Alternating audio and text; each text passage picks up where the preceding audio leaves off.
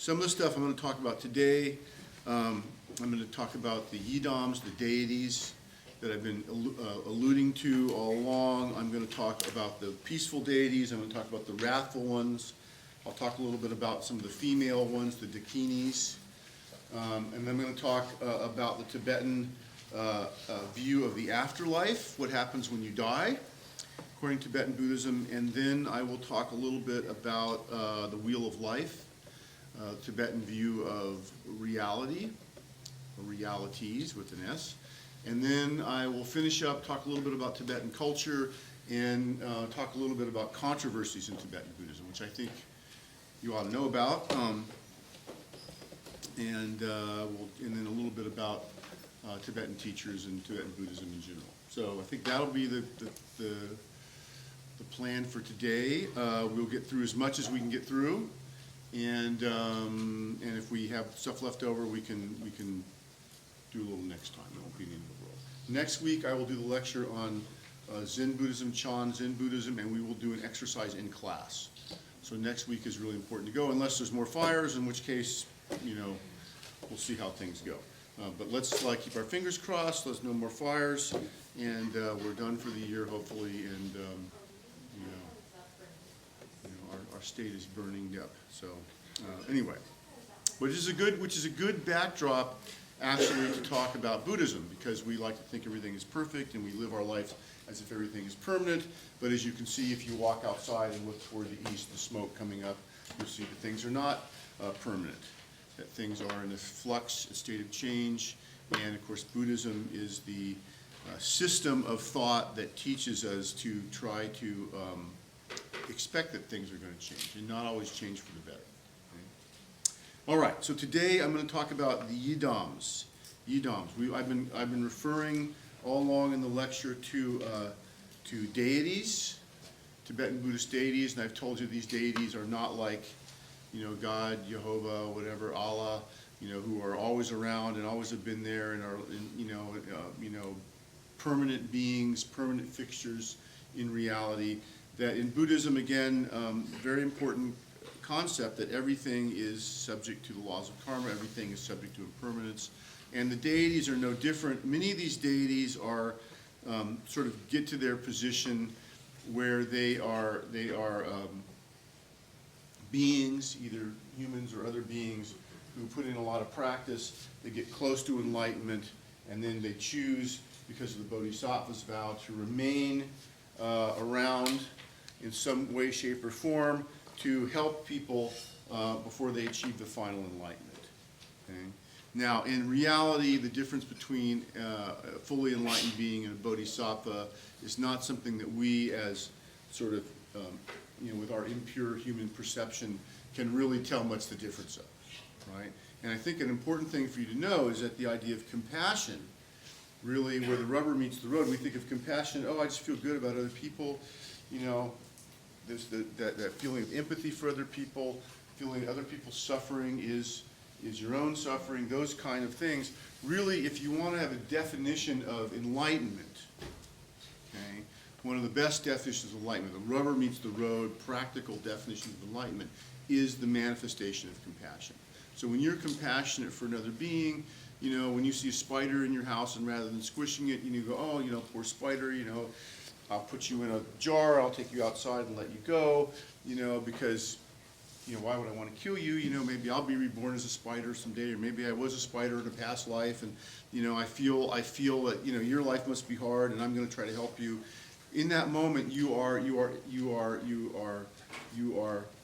showing compassion, you are feeling compassion. In that moment, you are getting a taste of enlightenment. Taste of enlightenment. So when you feel compassion, that's the taste of enlightenment. So one of the projects of Buddhism and Tibetan Buddhism is to try to have you do that more and more and more often, okay? To feel compassion. So compassion is one of the central themes. Compassion and wisdom, right? And we've talked about this before. One of the central themes, okay? And so one of the center deities, the main deities in Tibetan Buddhism, not surprisingly, would be a deity of compassion. One of these beings, again, who has gone up to this bodhisattva sort of status, but is hanging around in some way, shape, or form to help us, become more enlightened, to help us as human beings, to alleviate our suffering. And so again, do the slide. Remember the slide from last week, Yidams and archetypes. I talked to you about how archetypes are really different than Yidams.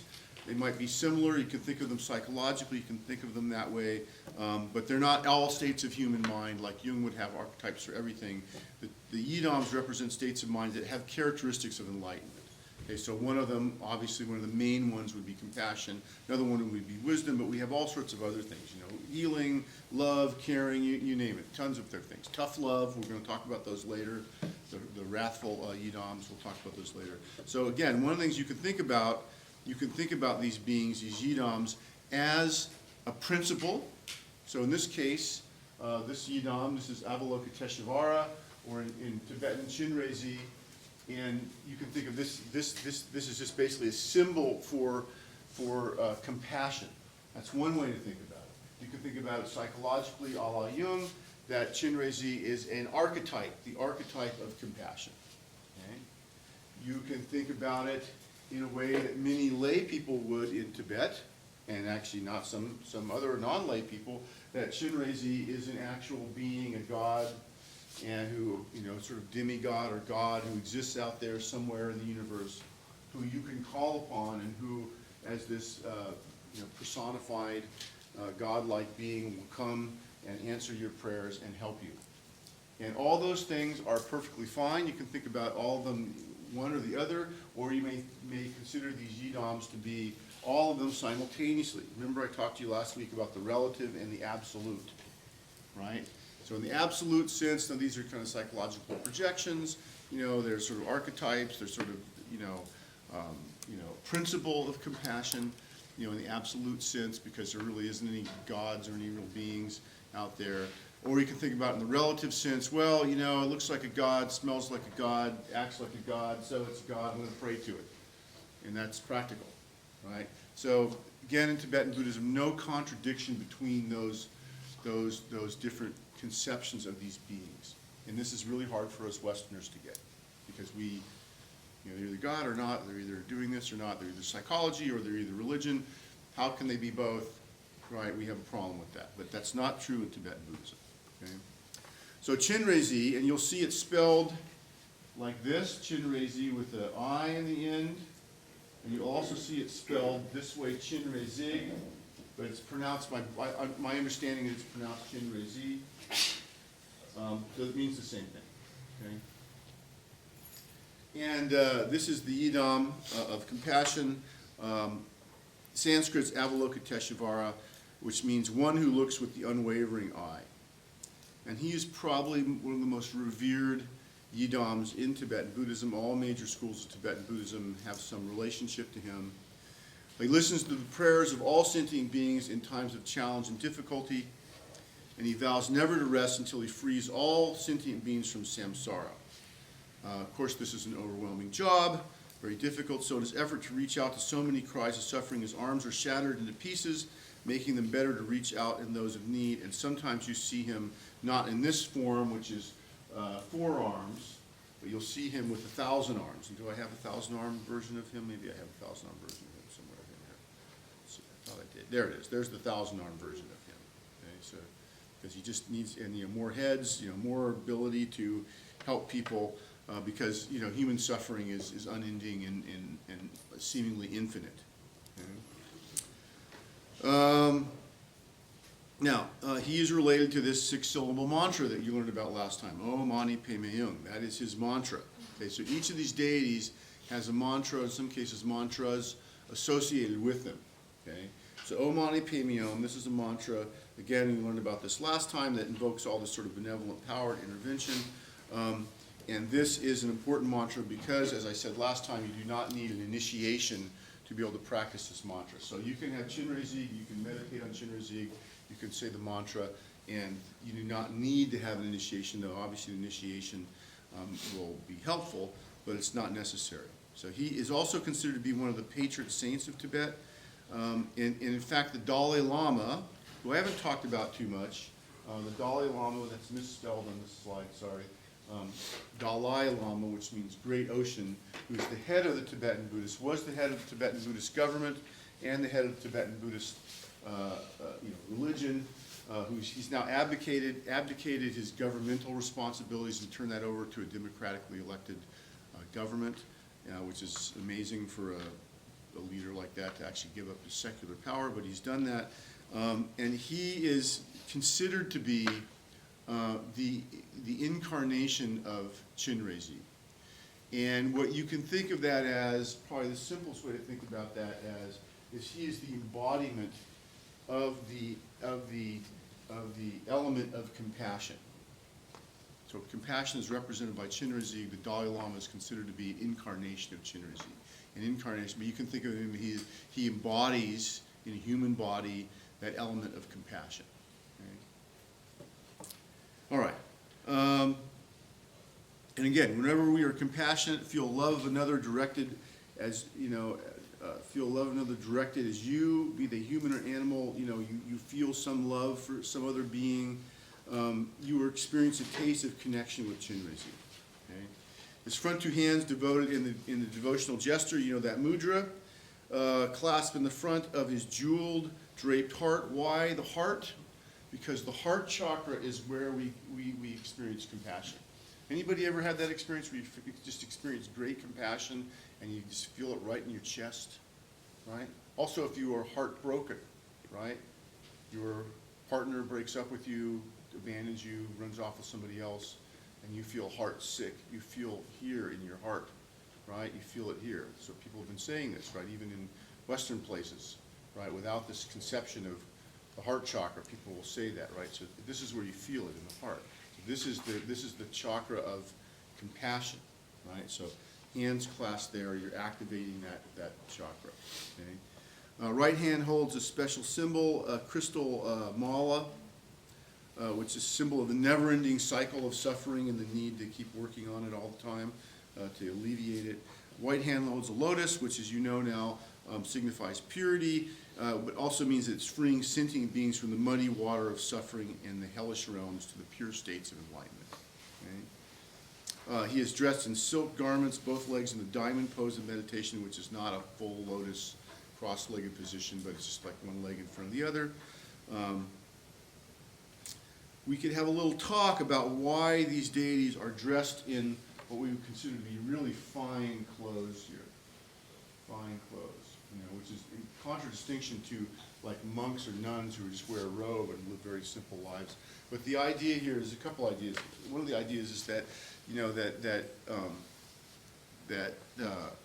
these rich clothes and everything signify the importance of these things. These deities are important, and you're visualizing them, and you also have to realize they're important. They hold some authority. Right, this is something we in our society see. We see somebody with like a suit and tie or whatever. We automatically think they have some sort of authority. We go to a hospital, we see a doctor in a white coat and a stethoscope. That signifies some sort of authority to us. And so again, sometimes the well-dressed nature of these deities signifies their status, their authority, and maybe makes us. My conjecture is that possibly we pay a little bit better attention to them. Right? Anybody had that experience? You go somewhere, somebody's dressed up, and you go, right? So if the president of the university walked in here right now, she would probably be dressed up, and you would go, oh, that must be somebody important, as opposed to a professor who walks in, well, I'm wearing a Harvard shirt, so that confers some, authority. But you know what I'm saying, right? If I came in a suit and tie, and I was dressed up like perfectly, you would have a different relationship to me than if I came in and I'm dressed the way I am now. And by the way, I'll mention that it's a conscious choice on my part. It's not that I'm a slob, I am a slob, but it's a conscious choice not to come dressed in a suit and tie and evoke an image of authority for you as your teacher. Okay, some teachers like to do that, and they have good reason for that, and I'm not criticizing that. I want to have a different kind of relationship with students, especially college students. That's my choice. Okay, so you should know that, because some professors are very different, and they have a different way of they want to have a different kind of relationship with their students. And again, there's nothing wrong with that. Okay? But again, you go to a hospital. I work in a hospital. I work at Ventura Community Memorial Hospital, and when you go there, you know who the doctors are. It's very obvious. They'll wear scrubs. They have a stethoscope around their neck, or they have drape it over their shoulders. They wear a white coat. You know exactly who the doctors are because of the symbolism of how they present themselves. Okay, and so this is the same thing here to some degree. Okay. Also, remember we talked about Jung, and we talked about the archetypes. We talked about the persona, right? So again, when you go out to the party, you want to be the best you can be, and you put makeup on and get ready, nice clothes, take a shower, right? So one thing you can think about these archetypes, if you think about these deities as archetypes, is they're presenting in their most ideal form, okay? And so the ideal form is what we want. We want the ideal, the concepts of things like compassion and these kind of things, love, we want to consider them to be in their ideal form. So the idea is it's good to look at the image in the ideal form. Another reason why they are dressed so nicely and there's so much detail in this is because, again, one of the practices is visualizing these deities. And so you're visualizing all the detail of the deities, and the more detail the better, right? So you're really getting a lot of this detail, and that also is one of the reasons why they are so finely arrayed. And the other thing is, hey, it's Buddhism, it's our religion. We're going to present our symbols to you in a very rich, nice way. Okay, that might be the more simple explanation. So this is Chenrezig, and I'll show you some other versions of him. Again, he's sort of the all-seeing deity, so he sees all the suffering, he's trying to help you. Often depicted surrounded by other various Buddhas and deities. So you see this quite a bit. So this is Amitabha Buddha. This would be a lama of this, whatever tradition this is, and I'm not sure which tradition this is. Probably Kadampa tradition, which I didn't think I talked about, which is a combination a little bit of the Gelug and the Kagyu traditions. This is probably Kadampa lama here. Here is a wrathful deity. We're going to talk about these guys in a minute. Here is a guy with a flaming sword on a thing. Probably this is Manjushri, who's the deity of wisdom. We'll talk about him in a minute. And this guy, oh, very interesting. This guy is very interesting. Didn't work. There it is. This guy. Who is this guy? So this is some guy you can think about for a second. I'm going to talk about him when I get to the controversies at the end of the lecture, because this is a controversial figure here. Very interesting person. I just read a book about him, and there's a big controversy about him now in Tibetan Buddhism that some people are having. It's really quite interesting, which is not only become just a sort of a religious controversy, it's now bled over into a political controversy. Really quite fascinating. I'll talk about that. Okay, so what is it like when you do a ceremony with this deity of Chenrezig? If you went to a Tibetan Buddhist center and they were doing a Chenrezig puja. Puja is the same word as in Hinduism. Puja meaning like a ritual, like you would equivalent of like going to mass if you're Catholic, or going to the only difference is you meditate and you chant mantras, but other than that, it's a kind of a form of a mass. What would that be like? You go to a Buddhist center and you sit down for one of these things. Maybe there's some Tibetan monks there. This is what you would probably experience, and hopefully the sound is up. Hopefully it's not. Let me get the sound here.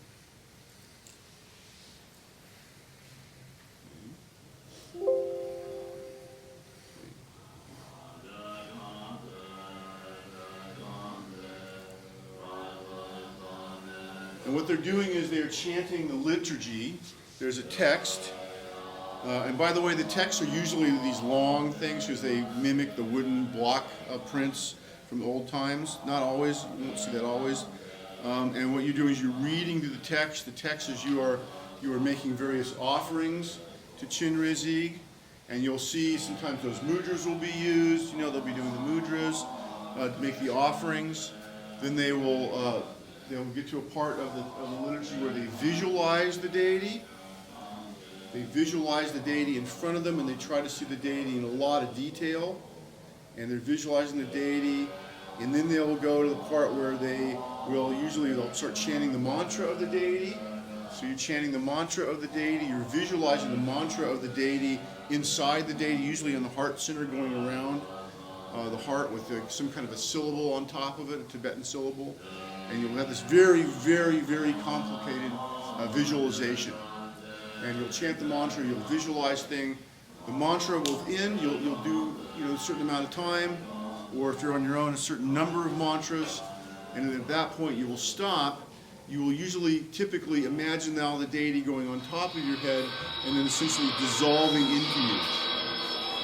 Okay? You essentially internalize, you do this visualization where you internalize the deity. And then when that happens, you become the deity. You actually become the deity. You take on the characteristics, the quality of the deity, and then you rest sort of in meditation. You sit in meditation as the deity. You become the deity. Okay? You aren't now worshiping the Buddha. You are now acting as if the Buddha. You are acting as if you're Chenrezig. You are now Chenrezig. You have been inhabited by Chenrezig, and you sit in that for as long as you can, or as long as the ceremony goes on till the teacher decides you've had enough. At which point you dissolve the visualization, and then you rest in non-conceptual meditation, where you're not conceiving anything. You just sit there. You can count your breath. It's basically like Zen meditation. You can just sit there in non-conceptual meditation as long as you can, and then at that point, the ceremony stops. And then what happens is you do some offering prayers. You offer all the merit you've generated to all beings. You may do some special prayers for your lineage, and basically give all the merit to everybody, and then you're done. That's the basic structure of one of these pujas. Okay? It's the basic structure of a puja. And again, it has elements that are special to Tibetan Buddhism, like the visualization. It has elements of chanting the mantra. It has elements of non-conceptual meditation, like Zen. And so it has all the elements of most schools of Buddhism contained within this structure of the Buddhist puja. Okay? Now he's doing a little bit different thing here. This is an initiation ceremony, so we're not going to watch that. Okay, any questions about that? Yes? Normally, traditionally, it's given as a gift on those kind of ceremonies. Like, from my understanding, the Buddha don't really take gifts, so don't appreciate gifts as a materialistic thing. So how do you? Yeah, it's an offering, right? So you're giving an offering, and basically what it's doing is showing your respect, your appreciation to the Buddhas, and then they accept the offering, and by giving the Buddha something, by taking like even when you go back to the life of the Buddha, right, when the girl comes, he's starving, and she gives him some rice pudding, right? By giving an offering to the Buddha, you attain great merit. You get incredibly good karma for that. Now the Buddhas don't need your material offerings. They don't need the food that you offer to them. So actually, if you do a Buddhist ceremony and they do a food offering, they do the food offering, they offer it to the Buddha. When it's over, everybody just eats the food. They don't want it to go to waste, or they give it to the poor people or whatever, right? So it's not that the Buddha needs those offerings, but by you showing that respect for the Buddha, by giving an offering to the Buddhas or the deities, you gain great good karma from that. You get immense amounts of merit, good karma. They say merit, good karma. You kind of think of these as synonymous. You get amazing amounts of good karma from doing that. So the Buddhas allow you to give them offerings so that you can gain good karma from that. Okay, that's a way for you to earn, karmic merit points, right, and build up your good karma. Okay? So that's what. But then the offerings don't mean anything. The Buddhists don't care. But that's why you also do real offerings. You do imaginary offerings. With the mudras, you're visualizing things, giving them this respect, and then you gain great benefit from that. Yeah. It's like it's a chance for you to show your respect, show your compassion, show your whatever, by doing something for the Buddha, Buddhas are there to help all beings gain enlightenment. So by you supporting the Buddha in whatever way, shape, or form, that gives you lots of good karma. Now, back in the day, the monks were supported by the lay people. The lay people didn't do any of this stuff. The lay people didn't meditate, they didn't chant mantras, they didn't do anything. Their only job back in the original, when Buddhism first came out, their only job was to support the monks and later on the nuns, a few hundred years later, the nuns, right? And so again, that was the way lay people got good karma so they could be reborn in a better place and get enlightened in a different lifetime, right? So again, this idea of giving offering to the Buddhas, it harkens back to that. Now, you can also do that in real life. You can support a Tibetan Buddhist center. You can support a Buddhist teacher somewhere. You can, there's a Zen guy up on the hill here, above Ojai. There's a Zen center up there. There's monks up there. You can support them. You can give them money. You can go up there and cook for them. Whatever you can do to support people practicing Buddhism to bring more compassion and enlightenment into the world. You could do that. You can still do that. You can give money to a Buddhist center. You can go do stuff. That's still possible. Most of us don't do that, right? Most of us we do it symbolically. Okay? Of course, if you do become a Buddhist and you belong to a Buddhist center or church, certainly, usually you will give money to that center. You'll pay some dues or something like any other church, right? But again, and that's considered that brings you great merit by doing that. Okay. So let's see, and then I had the 1,000-armed Chenrezig. Here he is, the 1,000 arms. And again, 1,000 arms, he becomes so frustrated, his arms shatter, they turn into 1,000 arms to better help him reduce the suffering of all beings. His 1,000 arms represent the infinite methods for helping beings. The hands have eyes in the palm, and this represents all-seeing wisdom. And there's 11 heads, there's actually 10 heads, and they represent the 10 perfections. Quite sure what those are, 10 perfections. With the Amitabha, this guy in red on top. Amitabha is one of the primordial Buddhas. He's the guy responsible for getting into the Pure Land. I think I mentioned that last time. The jewel in the first two hands is a wish-fulfilling gem, and the lotus in the hand again represents purity. The bottom right hand makes the mudra of supreme generosity. I think that's this. And the circle of hands represents the Dharmakaya, the Sambhogakaya, and Nirmanakaya. These are three things I haven't talked to you about, but when you can think about these, as sort of like every day in our consensus reality world. Table is solid. We're all people. We interact. That's the Nirmanakaya. The Sambhogakaya is like the archetypal realm. It's sort of, think of it as the realm of the collective unconscious when you're asleep. And these images come to you, these beings dwell in this, you can think of it as sort of dimension, the Sambhogakaya dimension. And the Dharmakaya is the dimension that's beyond our direct perception, at least our unenlightened direct perception. Okay? And that's where the actual images of the deities, actually where the deities come from. So you think about in terms of Jungian psychology, the Dharmakaya is kind of the collective unconscious, the Sambhogakaya is the images that come from the collective unconscious, and the Nirmanakaya is sort of our waking reality. That is just a metaphorical analogy. The Tibetan Buddhists, especially the Dalai Lama, does not agree with the idea of the Dharmakaya being the same as the collective unconscious. He has written about that. But you can think of it, it's analogous to that. Okay? It's analogous to that. So Dharmakaya, Sambhogakaya, and Nirmanakaya. Okay? Right now in this room, we're interacting with each other. Chairs are solid. We're in the Nirmanakaya sort of plane. Okay? You didn't do all that. Can you repeat what Yeah, Sambhogakaya is like the plane of archetypal images. Okay? This is where the deities exist. They've come, their energy, whatever they are, manifests as these sort of personified images. Okay?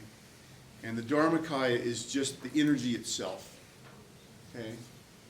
The energy itself, which we can't directly perceive. Okay? We usually have to perceive the stuff through some sort of image. Okay? It has to come to us some sort of image. And that way, so again, you can think of the Dharmakaya kind of like the collective unconscious, Sambhogakaya kind of like the archetypal images that come from the collective unconscious, and the Nirmanakaya is sort of our waking reality. When we remember those images from our dreams or whatever. Again, it's a rough analogy. It's not a perfect analogy. Okay, but for our purposes for this class, that's a good way to think about it. So when we're interacting with these deities, we are interacting with the Sambhogakaya. When we meditate in non-conceptual meditation, if we're successful at it, we become enlightened, then maybe we get a glimpse of the Dharmakaya. Okay? But for the most part, we are wrapped up in our Nirmanakaya, our sort of, and if we're lucky that we see these images manifest in our sort of waking reality world, and then we can use those and try to copy their characteristics. Dharmakaya is like the daily routines, right? No, Dharmakaya is the total spiritual realm that you do not have direct access to. Okay, Nirmanakaya is the daily waking reality. Okay? Okay? Which in our waking reality, there's still Buddhist things. You're hearing a lecture on Buddhism today. You're in the Nirmanakaya encountering Buddhism today, right? So that would be a Nirmanakaya sort of thing, right? If we were to meditate and try to visualize, Chenrezig, we would be trying to experience the Sambhogakaya. If we were enlightened beings and we could just see through the nature of reality, we would be experiencing the Dharmakaya. Most non-enlightened beings do not experience the Dharmakaya directly. We talk about Zen Buddhism, we'll talk about maybe some people sometimes get a little glimpse of it. 15, 20, 30 seconds, right? Remind me, but they don't characterize it this way. Here's another painting of Chenrezig. Again, these paintings are very formulaic, and there are specific ways that they're drawn. The colors that use, all these things are drawn. What we're probably going to start seeing is more westernized versions of these deities. As Tibetan Buddhism comes to the west, Vajrayana comes to the west, we'll start seeing more westernized versions of these. When we talk about Japanese Buddhism, I talk to you about Shingon Buddhism next week. You will see that Shingon Buddhism is a form of Vajrayana, came from Tibet through Mongolia, probably to China, and then made its way to Japan. And what they've done is over many years, they've Japanized, I don't know how you say it, Japanized these images. So they don't look Tibetan anymore, they look Japanese, right? And we're going to see the same process, in my opinion. We will see the same process as Vajrayana moves into the West. You'll see in a few years we'll have Western versions of Chenrezig. They'll look different, right? Look different. And the symbolism will remain, some of it will remain the same, and some of it will morph into something that's more easily communicatable with Westerners. Okay, let's go on to the next guy. His name is Manjushri. So remember the two big things, compassion and wisdom, right? So the next one is Manjushri, and he is the Yidam of wisdom and discerning intelligence. One of the things about being a human being is that we have our best gift as humans is that we have discerning intelligence. This is something animals don't have, other beings don't have. We have this as human beings, which is really great. Manjushri sits cross-legged on a pink lotus flower on top of an elaborate altar which has an embedded a symbol of the wheel of the Dharma and more pink lotuses at the base. Right hand holds a flaming sword. This is the main thing when you see a Tibetan deity with a flaming sword. This is usually some version of Manjushri. And what's the flaming sword for? It's for cutting through ignorance, right? Cut through the ignorance with the flaming sword. Okay. Let's see. His left hand positioned in the gesture of teaching. It's kind of this kind of thing, the Vitarka mudra. And in the same hand, he holds a stem of a lotus that is supporting a book, the Prajaparamitra Sutra. We're going to talk a little bit about that. He's wearing a white sash, also draped with a green garment, wearing a jeweled headpiece. In the background, there's usually a mountain range, not in this picture, but a lot of times it's a mountain range. There are 8 auspicious symbols that we saw, and the symbols located on the left side of Manjushri, 4 down each side. Again, these are in here somewhere. Okay. So again, lotus flowers symbolize purity. Supposedly the pink lotus is reserved for the highest of deities. Sword represents wisdom, tipped with flames to cut through ignorance and duality. The mountain range, and the ones that have the mountain range, it's supposed to symbolize the place where he lives. And again, the 8 auspicious symbols, which you saw these before. The conch shell, the fame of the Buddha's teaching that spreads in all directions. The endless knot represents infinite wisdom of the Buddha. The victory banner denotes the Buddha's triumph over Mara, illusion. The wheel is a symbol for Buddha's teachings. The parasol, symbol of protection and royalty. The golden fishes represent happiness because they have complete freedom swimming around. And the treasure vase refers to spiritual abundance of the Buddha. And again, the lotus represents purity and compassion. So this is him. Very typical. There's another version of him. This one kind of has the mountain range in the back. Does not have the 8 symbols. So they all don't have everything, right? They all don't have the 8 symbols, everything.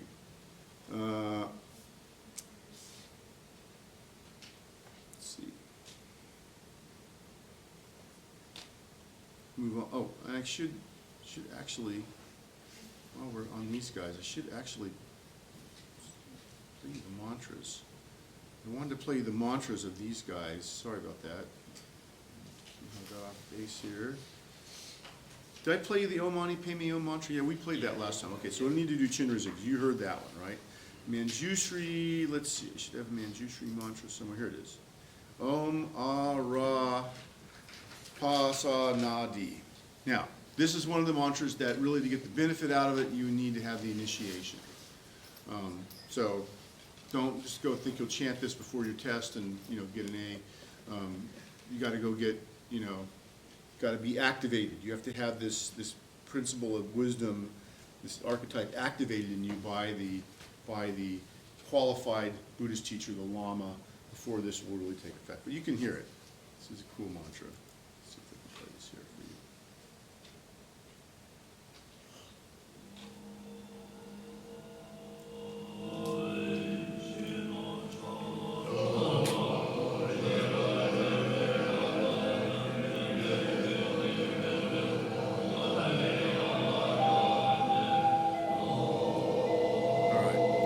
They put the music in, and I told you about that last time.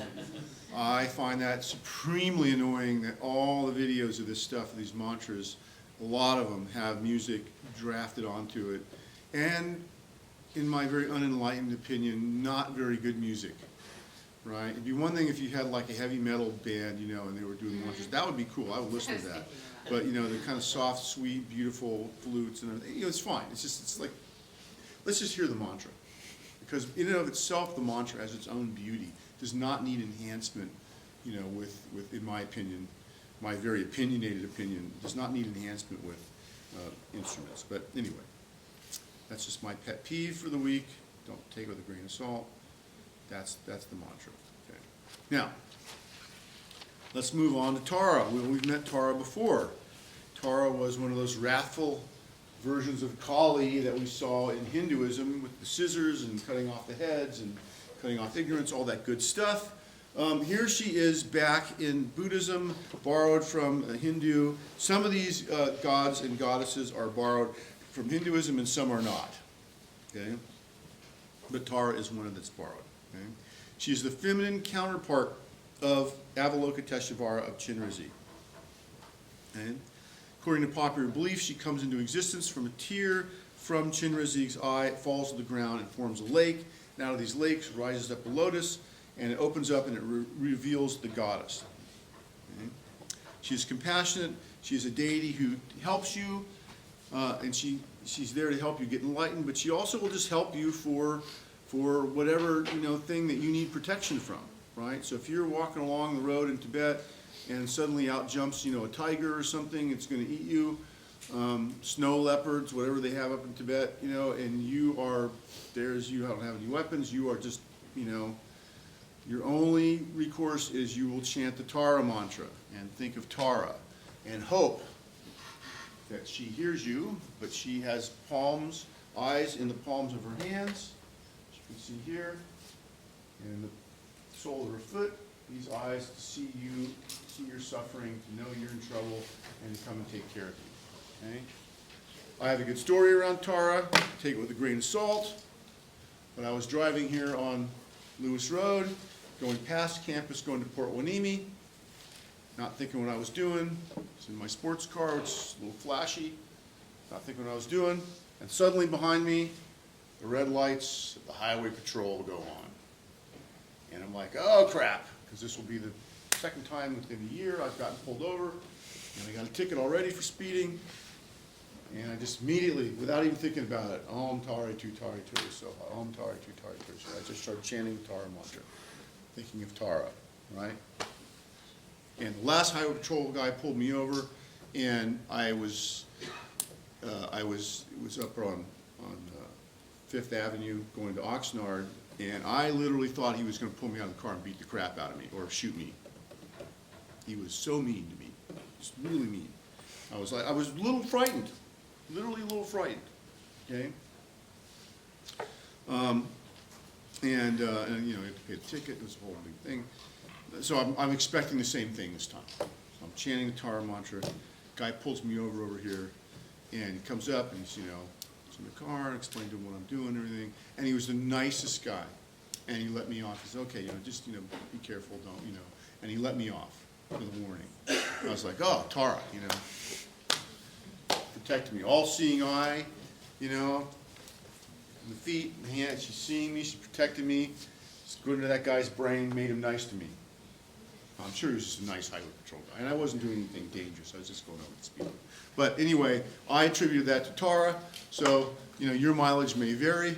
But that's what she does. She's the one. When robbers are coming, you're walking down the street at night, and, you know, some guys cross the other side, and they're coming at you, and they start pulling out knives and guns. She's the one to go to. Okay? So does that mantra need to be, that you need to be initiated? Yes. So you're initiated? Yes and no. Yes and no. Oh, Yes the and only no. one was Yeah, Omani Payment. You can do that one too, by the way, for protection. That's okay too. Yeah. Sorry, those guys, I must have offended those guys. So no. Anyway, the Tara is the one you go to. They probably have relatives in the highway patrol. But it's a yes and a no to the initiation. Technically, yes, you should have an initiation. If you go and you find lay people in Tibet or Nepal or where they practice this kind of Buddhism, it's just like, we love Tara. You know, there's such great devotion to her that, you know, she's there. She doesn't care whether you have initiation. She will protect you. So I would say if you're really worried about it, just, you know, go for it, right? But yeah, technically, you know, to get the full benefits, you know, especially if you're meditating doing the puja, you need to have the initiation. But again, she is like the Virgin Mary in Catholicism. I was just gonna say that. Yeah, she is like the Virgin Mary in Catholicism. She intervenes, you know, with whatever the higher powers or whatever to help you. She protects you. You know, when I lived in Italy, I think I told you guys this, at the end of the block, there, you know, you go to the church and there's maybe a couple little things of the Virgin Mary's very, very, very, not minimized, but, you know, kind of in the background a little bit. But when you see what regular people on the street do, you know, like at the end of the block I lived, there was an altar, a shrine at the end of the block in the wall to the Virgin, the Black Virgin actually, Black Virgin Mary. And people would, when people had trouble in their lives, something was going on, I'm worried about my son or daughter, you know, drinking too much or whatever, you know, the mamas would go to the end of the thing, they would light a candle to the Virgin Mary at the altar at the end of the block and say prayers to her, ask her for her intervention. They didn't do that in church. I mean, maybe they were doing that in church too, but the first place they would go to be the altar down in the block, the Great Mother, right, the Great Mother. She's all protected. Right? She loves us like her children, right? Same with the Virgin Mary. And so again, Tara is that kind of a person, right? That kind of person. Okay? Also protectress of navigation and earthly travel, as well as spiritual travel on the path of enlightenment. In Tibet, she's believed to be the incarnation of pious women, and especially the two wives of the first Buddhist king of Tibet. Remember we talked about him? And remember, he had one wife from China and one wife from Nepal. And there's a couple different versions of Tara. The white Tara is supposed to be the Chinese princess. Symbolizes purity, often represented standing at the right hand of her consort, who is Chenrezig, or seated with legs crossed, holding a full-blown lotus, generally shown with the third eye. The forehead, you see that thing in the forehead here, the third eye, all-knowing eye here in the forehead. Okay. And shown also, as I mentioned, with the eyes and the soles of her feet and the palms of her hand. The green Tara is believed to be the incarnated Nepalese princess. And some considered by some to be the original Tara. Well, that kind of makes sense because she came from India, so Tara, the Tara came from India, probably would have been Nepalese first. It doesn't really matter, but you want to think about that. And she's the female consort of Amoghasiddhi, who's one of the self-born Buddhas, which you don't really need to know about, but he's one of these sort of beings that sort of becomes a Buddha. Okay? Generally shown seated on a lotus throne with the right leg hanging down, wearing the ornaments of a bodhisattva and holding the closed blue lotus, the Uktala flower. Okay? And I'll show you her in just a second. So this is white Tara. And it's supposed to have a slightly different emphasis, if you will. Now, Tara is very popular throughout Asia. When we talk about Chinese Buddhism, Japanese Buddhism, we'll see her somewhat the Great Mother Protector image as Kuan Yin or Kuan On. So there's a sort of different, kind of another version of her, so she's very popular. Okay? She's the one you call when you're in trouble, you need help. As I said, she's making this mudras of fearlessness. Hey, don't worry, things are going to be okay. The white and green Taras with their contrasting symbols of the full-blown and the closed lotus are said to symbolize between them the unending compassion of the deity who labors both during the day, the white Tara, and at night, okay? And the closed lotus represents the night. They do this to relieve your suffering. Now, under the influence of Tibetan Buddhism, the different forms of Tara are supposedly multiplied to a traditional 108. So supposedly there's 108 forms of Tara, but really what the Tibetans do is they worship, they work with 21 Taras, okay? And there's lots of different Taras, red, white, yellow. The yellow one, I believe, protects against snake bite. They have some interesting things, that some of them are very specific. And this is the Tara mantra, Om Tare, Tu Tare, Ture Soha. You can hear some monks chanting this, hopefully without music. Here we go.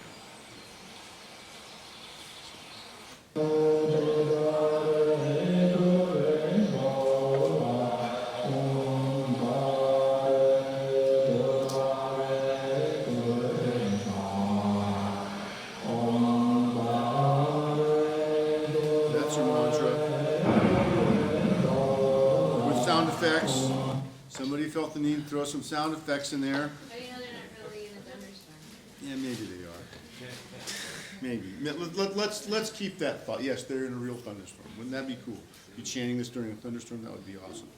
Okay, so here's the 21 Taras, all the different ones, and I can show you the different ones here. Let's see.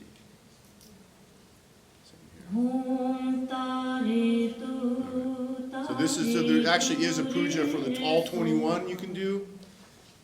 Tara is the They're going to talk about Tara. and protection in Buddhism. I think they're just going to say the stuff I just told you. So, okay. So, in fact, if you go to the Buddhist Center down here in Westlake, sometimes they do the 21 Tara puja, and you can go in and you can experience that. I've done that with them there. It's very nice. They put music to it, which, again, not my thing, but you may like that. All right, well, the one Tara emanation beside the white and the green I like to talk about to you guys is the red Tara, who's also known as Kurukula, okay? And she is a wrathful form of Tara, okay? And you guys will like her because she's a little bit like, sort of like we think of like, Cupid and Venus, right? Cupid is Venus' son. He's got the little arrow and he shoots the little love arrows into people, right? Kurukula is the same, kind of similar. She is worshipped by unhappy lovers, believed to be particularly successful in bewitching men and women. Her mantra, repeated 10,000 times, is said to bring about all one's desires. So if there's a certain person that you really have a thing for, you're crushing on them really hard, and you really want to get together with them romantically, but they aren't giving you the time of day, you can go and do 10,000 red Tara mantras. You need the initiation.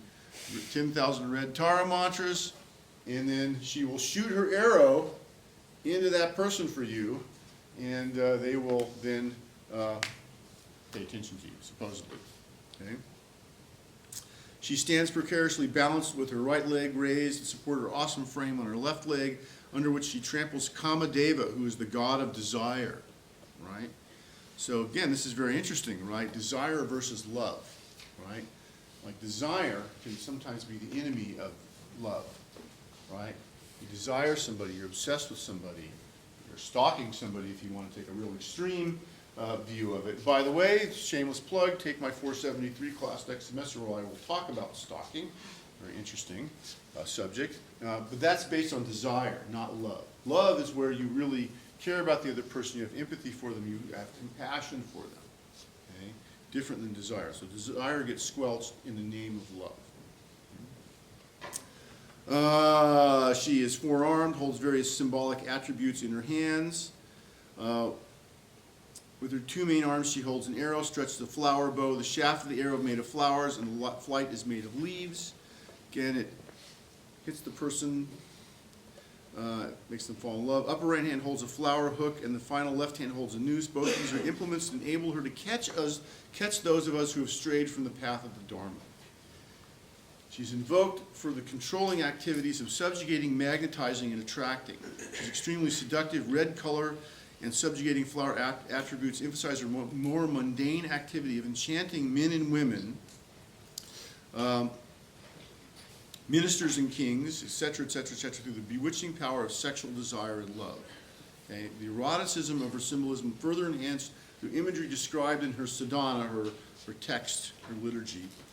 For attracting or subjugating a man, the flower hook and arrow are visualized as piercing his heart. For attracting a woman, these attributes are visualized as penetrating her vagina. So, remember we talked about, these kind of ideas of what do I want to use? Being both male and female, okay? She has some of that attribute. From the red petaled, 8-petal lotus, the practitioner's heart arises 8 red bees. You can't see that on this version of her. A lot of times, 8 red bees are flying out of the nostril and entering the nostril of the person to be subjugated. Here they suck the vowel syllables from that person's heart with their pollen-gathering sucking tubes, return with their nectar to their hive and the practitioner's heart. Symbolism of red bees intoxicated with honey, of the red uptula flowers laden with fragrant nectar, and the snaring, hooking, and piercing of activities of her flower attributes reveal the sexual magnetism of the seductive goddess. So, you heard all those old blues songs about honeybees and things like that, similar kinds of imagery. What's going on here, what she's really representing, it's a little bit like that stuff we saw in Hinduism. The idea that you use worldly pleasures like, seductive flavors and smells, and of course, the seduction of sex to attract somebody in, to snare them in, and then turn them to the path of enlightenment. Okay? So that's the idea here. Okay? She's wrathful because the wrathfulness also represents compassion.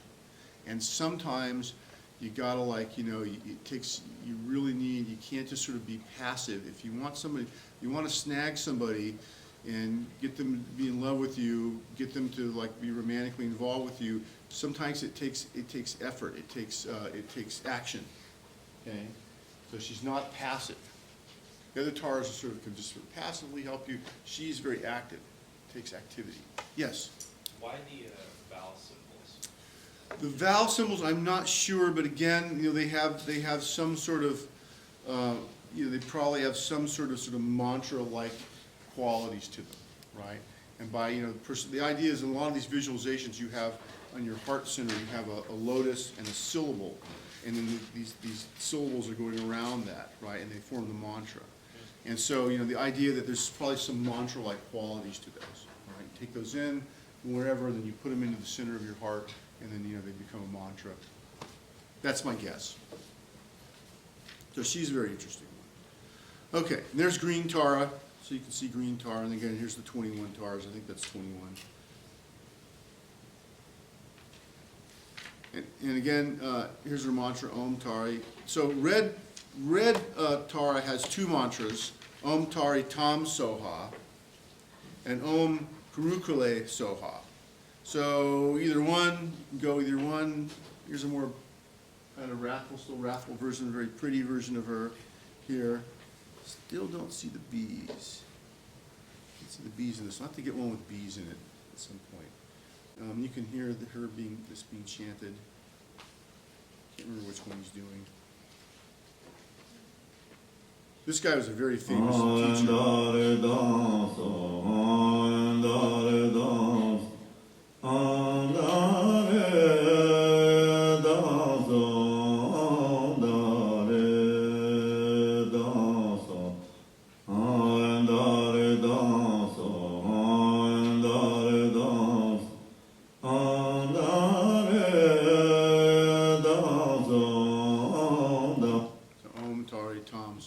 Just get a little flavor of that. He's doing this one. Okay. All right. Now, remember I talked to you about, as this stuff comes to the West, we're going to start seeing westernized versions of these deities. And this is one I ran across that supposedly is, some artist did this, which is supposedly a Western version of Red Tara. So he did the Western version of it. And actually, maybe I'll post it. You know, like a pin-up version of her. There's bees in this one, which I like. It's the most authentic one. It's got beads, so. Yeah. Yeah. So this is one with bees in it. But this is her, right? So again, the same idea. She's got the bow and arrow here. She's doing her thing. So you can kind of see, yeah, there's some bees in here. 4 bees in this one. But this is the idea. So the question is, will this iconography start becoming westernized? And will it be done properly? And this is again done by an artist. But if you were an actual Tibetan Buddhist doing this, you would need, there would be certain characteristics of the images that would need to be maintained. Right? Some things are very important. It's got to have these kind of things, these kind of things. But I think you're going to see more and more of this happening, more of the westernization of these images. And I'm very curious about this because I think this is going to happen sooner rather than later is my guess. But we're starting to see some of this now, so it's really quite fascinating. So I thought I'd show you this one. She looks like a 1940s pinup girl, though. It's interesting. I mean, I might have done one if I were an artist and I was doing Red Tar. I might have done like a Miley Cyrus version or something. I don't know, something really modern. But I'm not an artist, so you won't see me doing these things. Personally, I would read her mighty updates. There you go. There you go. Okay. All right. Let's talk about another one. This is Minla. This is the Medicine Buddha. He is another really important Yidam.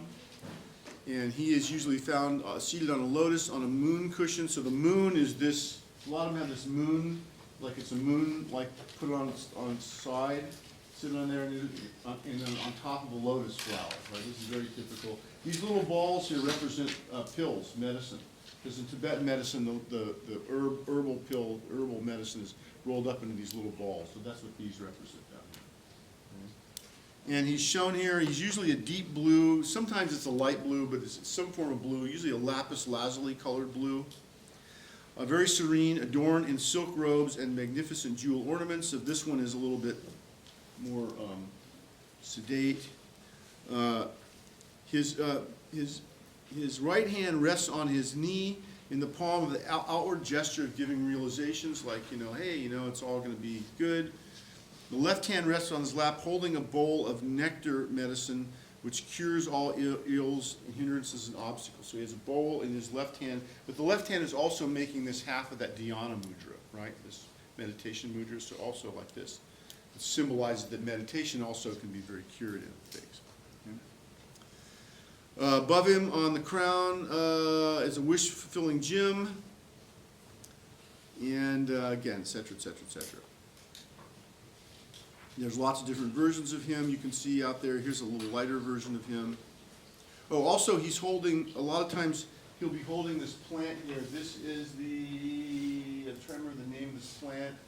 I was actually at the Indian grocery in Thousand Oaks, and they actually have this plant ground up as an herb. You can buy it. Oh, God, I'm blanking on it right now. What? What's that? Maybe. But I know it by the Tibetan name, and I'm blanking on it right now. I feel like an idiot. I should know that. So I'll look that up and tell you what that is a little bit later. The Tibetan name, maybe it's methi. I have to remember. I know what it looks like in the store, but I grilled methi at home. yeah, maybe that's what it is. Yeah, maybe that's what it is. Anyway, but this is supposed to be all curing plant. This plant cures everything. Does not grow in the States. You have to get it from India or Nepal, someplace up there.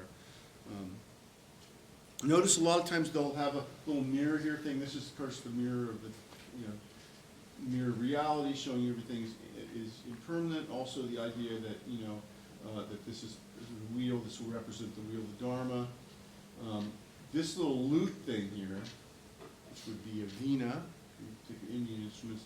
This represents, you see this in a lot of these deities, this represents impermanence of things, right? Because when you play a musical instrument, you play a note, it sounds very beautiful, it's very nice, but then it fades away and it's gone, so it's impermanent. So all these things are impermanent, so this reminds us of impermanence. And I'll show you this again when we get to the wheel of life a little bit. So this is Medicine Buddha. Now Medicine Buddha is an interesting guy. His iconography pretty much just appears as a Buddha. Looks pretty much like the Shakyamuni Buddha images. And some versions of Medicine Buddha, he is just an emanation of Shakyamuni. He's Shakyamuni when Shakyamuni Buddha decides he's going to be a doctor, then he manifests as Medicine Buddha. In other versions of him, he is not. He is his own guy. He's somebody who becomes, he's a healer who becomes a bodhisattva and then goes out and helps people.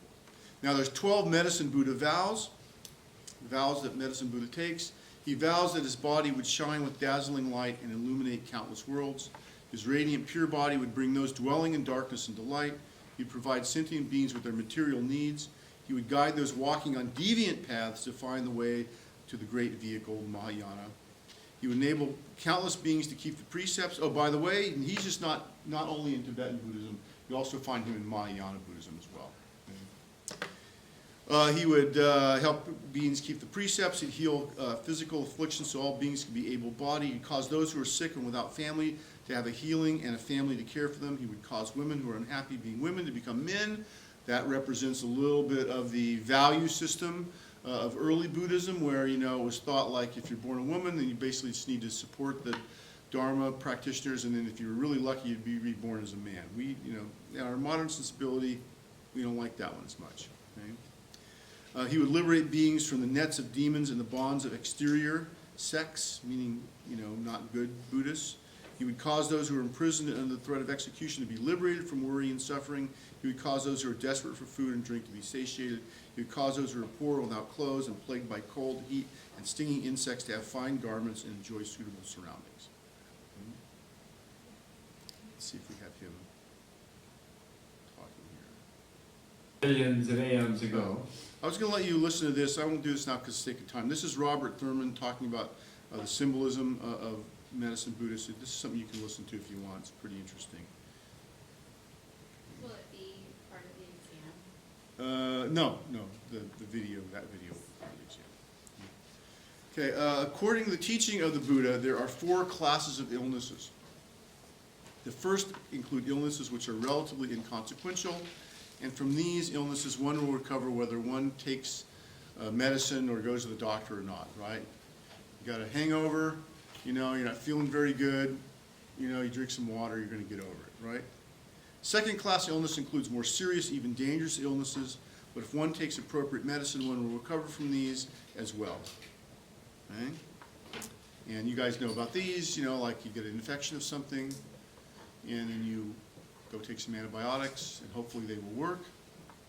Your fingers crossed, because not working as well as they used to, and then you'll recover of these, okay? So this includes many modern medical procedures, acupuncture, surgery, radiation therapy, chemotherapy, taking various, whatever medicines of various kinds for various illnesses. Okay? Third class of illness includes those which medicines are of no use. illnesses from which one cannot recover simply through the use of medicine or other medical procedures. These illnesses, however, can be cured, and one can thereby recover one's health through the practice of appropriate spiritual techniques as taught by the Buddha, taught in the Buddhist system. And these usually include some sort of form of meditation, and they can be, whatever. They can include mantras, they can include meditation, they can include all sorts of things. If you want to broaden this out, you might include, things like you find in Chinese medicine, like Qigong practices and things like that. In reality, these will blur together to some degree, right? But because there's lots of illnesses where, maybe you'll get well and maybe you won't. We don't really know. But there are some, the idea that some things, medicines are of no use, and maybe you need to have some sort of spiritual practice to cure these from. Now, the question for me as a psychologist comes in whether or not this category is alluding to mental illnesses, because we know mental illnesses, especially in our society, really the drugs for mental illnesses literally are just treating the symptoms. They are not curing the mental illness. And the idea that something like a meditation practice or a meditation on a deity could actually cure the mental illness is something I think is really quite fascinating. I think may have some traction. Okay? Then you could include something that maybe could be sort of a spiritual practice, but maybe isn't, something like psychotherapy. Where does that come into play? If you're doing psychotherapy, is that something, because there's plenty of mental illnesses that are not curable by drugs that can be cured by psychotherapy, right? So the example here would be depression. It's a good example of this. You can take a drug for the depression to mask the symptoms of it, but that drug will not cure you. Once you stop taking the drug, you will become depressed again, right? However, you can do psychotherapy for your depression, and you can become cured of your depression, right? So that, in my mind, I kind of think of this third category with things like this, okay? You might be able to put psychotherapy in there. But certainly meditation techniques, and of course meditation techniques from Buddhism are making their way into the mainstream of psychotherapy now. We're seeing sort of a melding of these things, okay? So this is a very interesting area. I'm really quite fascinated by this. But again, it's an area to think about mental illness in there. Now, you can also include other things. You got cancer, it's inoperable. They can't give any medicine for it. Well, maybe you go on a mountain and you meditate to the medicine Buddha, or you ask Tara for help, and you do enough of that and you get cured. And there have been some cases of that. Okay, there have been some cases of that. There's a very famous woman Zen master, G.U. Kinnett, who became very sick, and people thought she was going to die. And she went into a meditation retreat and meditated and pulled out of it, and got well again, and was able to teach for many, many, many years. Eventually, she died, much later on. But again, there are documented cases of this. Okay, so again, that's also a possibility. Now, the fourth class of illnesses include those which have karmically determined irreversible terminal nature, in which when one's body manifests such an illness, death is inevitable. No amount of medicine or medical procedure can prevent it. In fact, the use of medicines in some cases, maybe with the exception of narcotics for pain, only serves to increase one's suffering. You get prolonged, your life gets prolonged artificially, but your suffering is really, really tremendous. And the idea here is that, for the medicine Buddhists to realize that's going on, and then you would do is you would change your practice to something that basically is going to deal with the afterlife and deal with your next life, maybe being born in the Pure Land, those kind of things. Okay, so you would be asking the medicine Buddha, if you're praying to the medicine Buddha, meditating the medicine Buddha, you would be maybe modifying your practice, or you would be looking for something else. So again, these are the four categories of illness, okay, that the medicine Buddha recognizes. Now, the medicine Buddha is often shown. There's often considered to be 8 medicine Buddhas, different kinds, and again, they vary at different kinds of things. A lot of times when you do the puja for medicine Buddha, you will visualize this main medicine Buddha, and you'll visualize then the other 7 as well.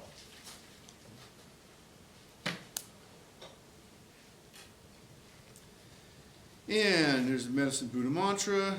Here's the puja. I don't know. Here, listen to the mantra. Please, no music in this.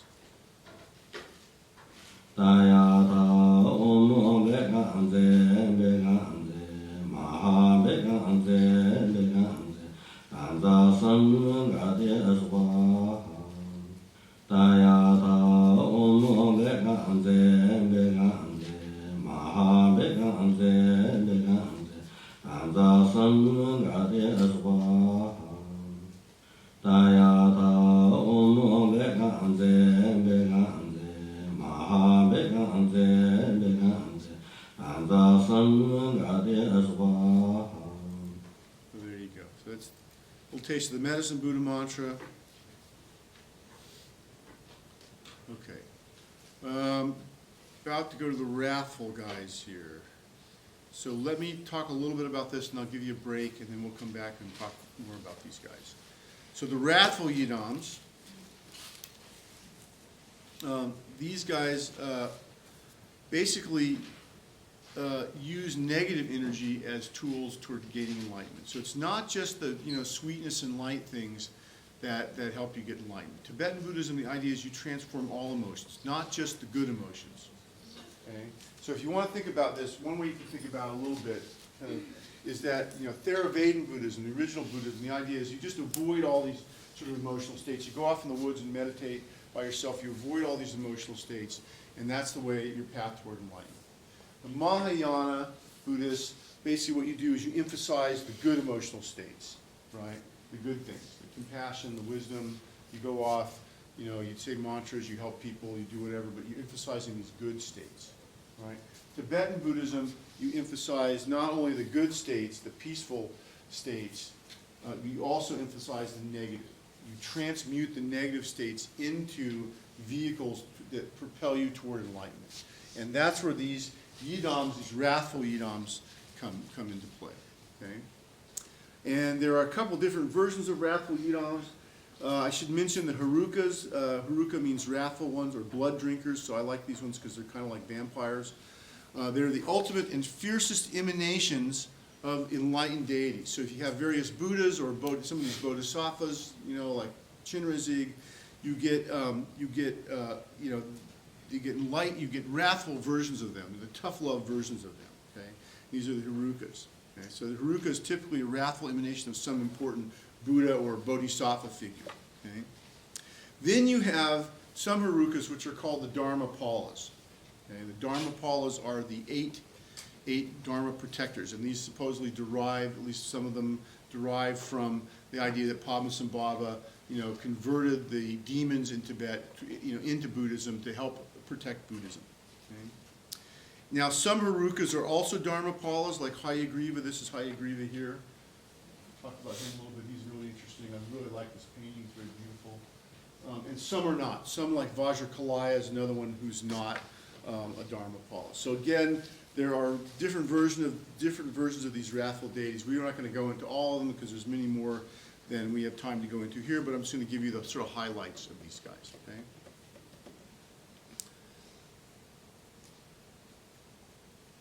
All right, so the Dharmapalas, the 8 wrathful bodhisattvas.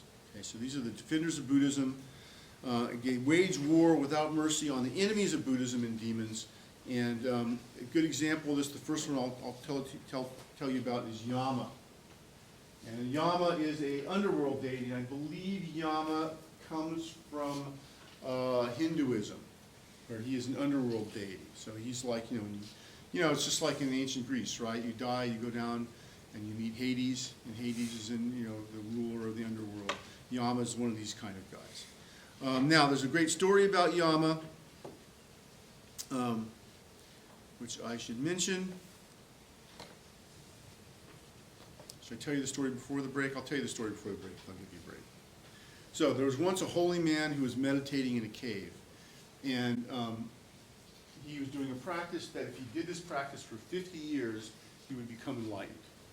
And he was in the cave meditating. It was the 49th day of the 11th month, or the 12th month, on the how many months in December? I'm going to westernize this. 31 months in December, on the 31st day. So it was right before the 50 years was up, right? Right before the 50 years was up. And at that time, a bunch of robbers came into his cave, and they had a bull with them. And they chopped the head off the bull, and they were going to eat the bull, I guess. They chopped the head off, and then they noticed there's a holy man in the cave. Oh, we can't have that. Somebody knows about us robbers. They know about where we are, so we got to kill that guy. And so they go, and this guy is just this far from being enlightened. And they go and they kill him, right? Killing him, chopped his head off. Well, he had accumulated so much spiritual power that he puts the bull's head on his body and he becomes Yama, right? And what he does is, he then is really, really, really, really, really extremely pissed off. Because, you know, 50 years almost enlightened, and now what? Cut my head off? So he goes on a rampage, kills the robbers, goes out into the countryside of Tibet, starts killing people. He's really, really pissed off. Okay? And eventually what happens is, move on to the story here a little bit, all the deities are very upset about this. He's depopulating Tibet. And so they ask Manjushri, the deity of wisdom, to deal with the situation. And he emanates in a wrathful form in order to conquer Yama. And he goes down to the underworld to find Yama. And Yama is living sealed up in iron cities of hell. And to tame Yama, who is a real badass, Manjushri has to become even more of a badass. And so he becomes Yamantaka. So even more badass than Yama. Okay? And he adopts the same sort of form, but he adds 8 other faces and a multiple array of arms and weapons and legs and a terrifying pose. Sorry, that's a typo. Basically assumes the form of death himself multiplied into infinity. And then death, Yama, is essentially scared to death and kind of calms down and basically gets converted over into Buddhism and becomes one of these Dharmapalas, right? And the lesson here is that it's tough to overcome the fear of death, but this is exactly what the Buddhist practitioner needs to do. Okay? And all the weapons and wrathfulness of Yamantaka point to the fact that the practitioner will need all his facilities and concentration and energy in order to do this, and this is an active process. So that is the story of Yama. I jumped ahead a little bit. Now, interesting iconography here, Yama, right?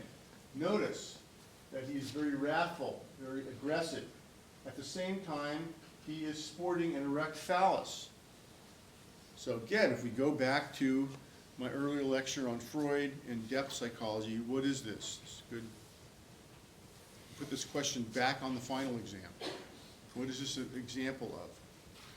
Remember Batgirl and Supergirl slide? Yes. It's the interplay between Thanatos and Eros, the pleasure. Yes. Death. And what happens? Do you have them, are they separate or do you have them what? Together? And the word for that is, Freudian word for that is ambivalence. Okay?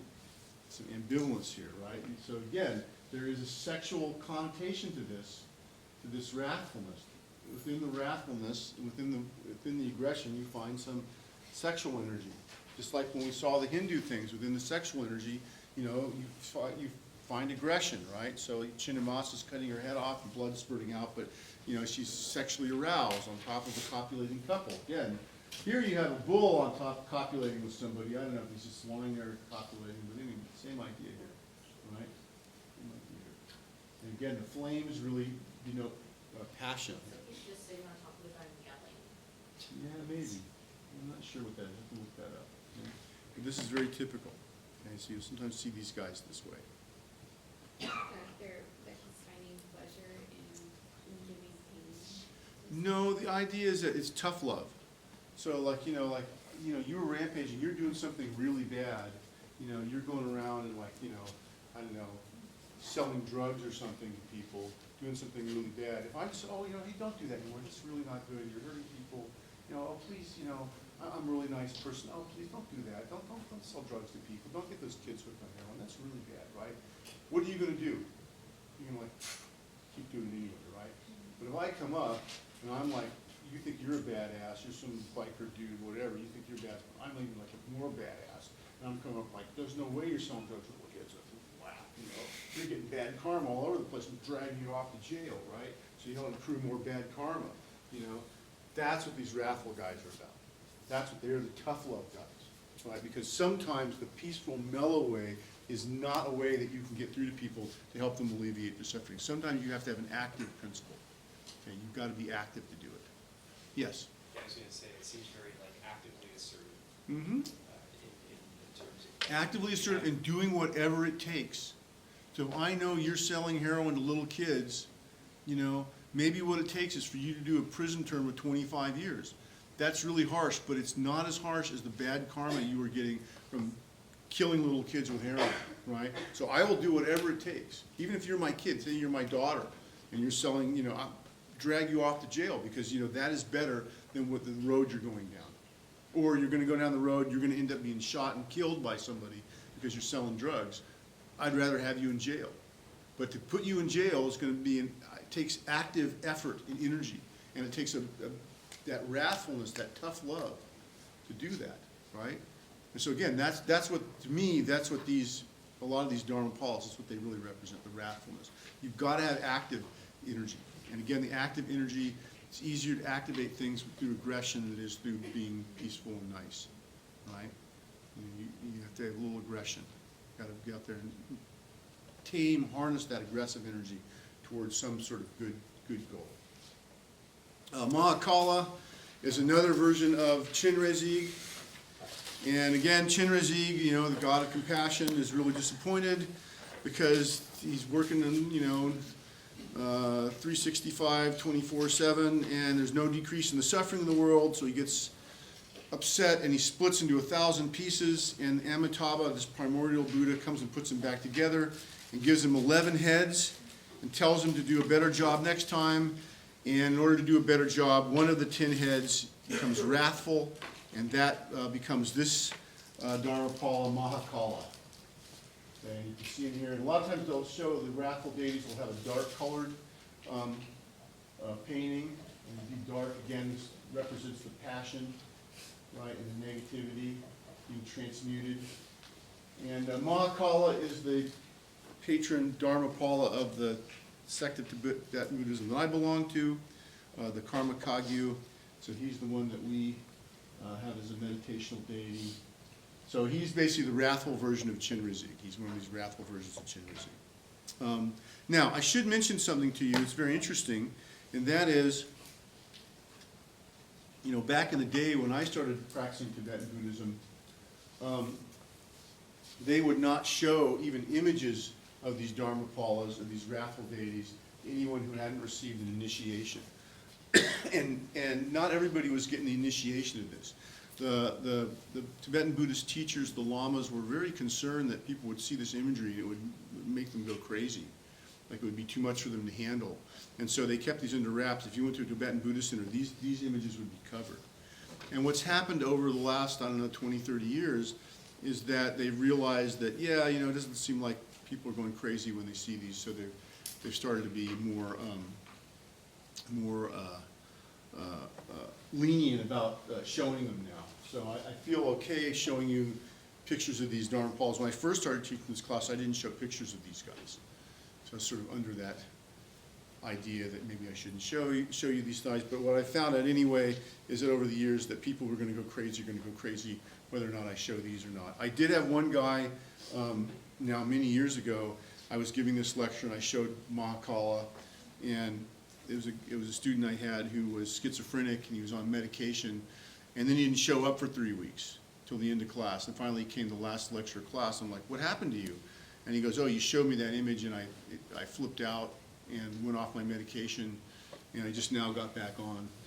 And so I will say that, you know, if you feel like seeing these is freaking you out in some way, you know, the counseling center up here, go there, avail yourself. But that's true about these things. And you will find parts of the web, you'll go on the web and search some of these images, and you'll find some of them, they'll say, do not read this unless you've had the initiation, or do not chant this mantra unless you've had the initiation. Right? So I don't usually give you the mantras of these guys. I'll let you hear them a little bit, but I'm not going to give you the mantras for these guys. I mean, you can try them, but I mean, this is something probably, you should take this more seriously. This energy, this active energy, you have to be probably a little more careful about. Right? But I can let you listen to the mantras. They're kind of cool.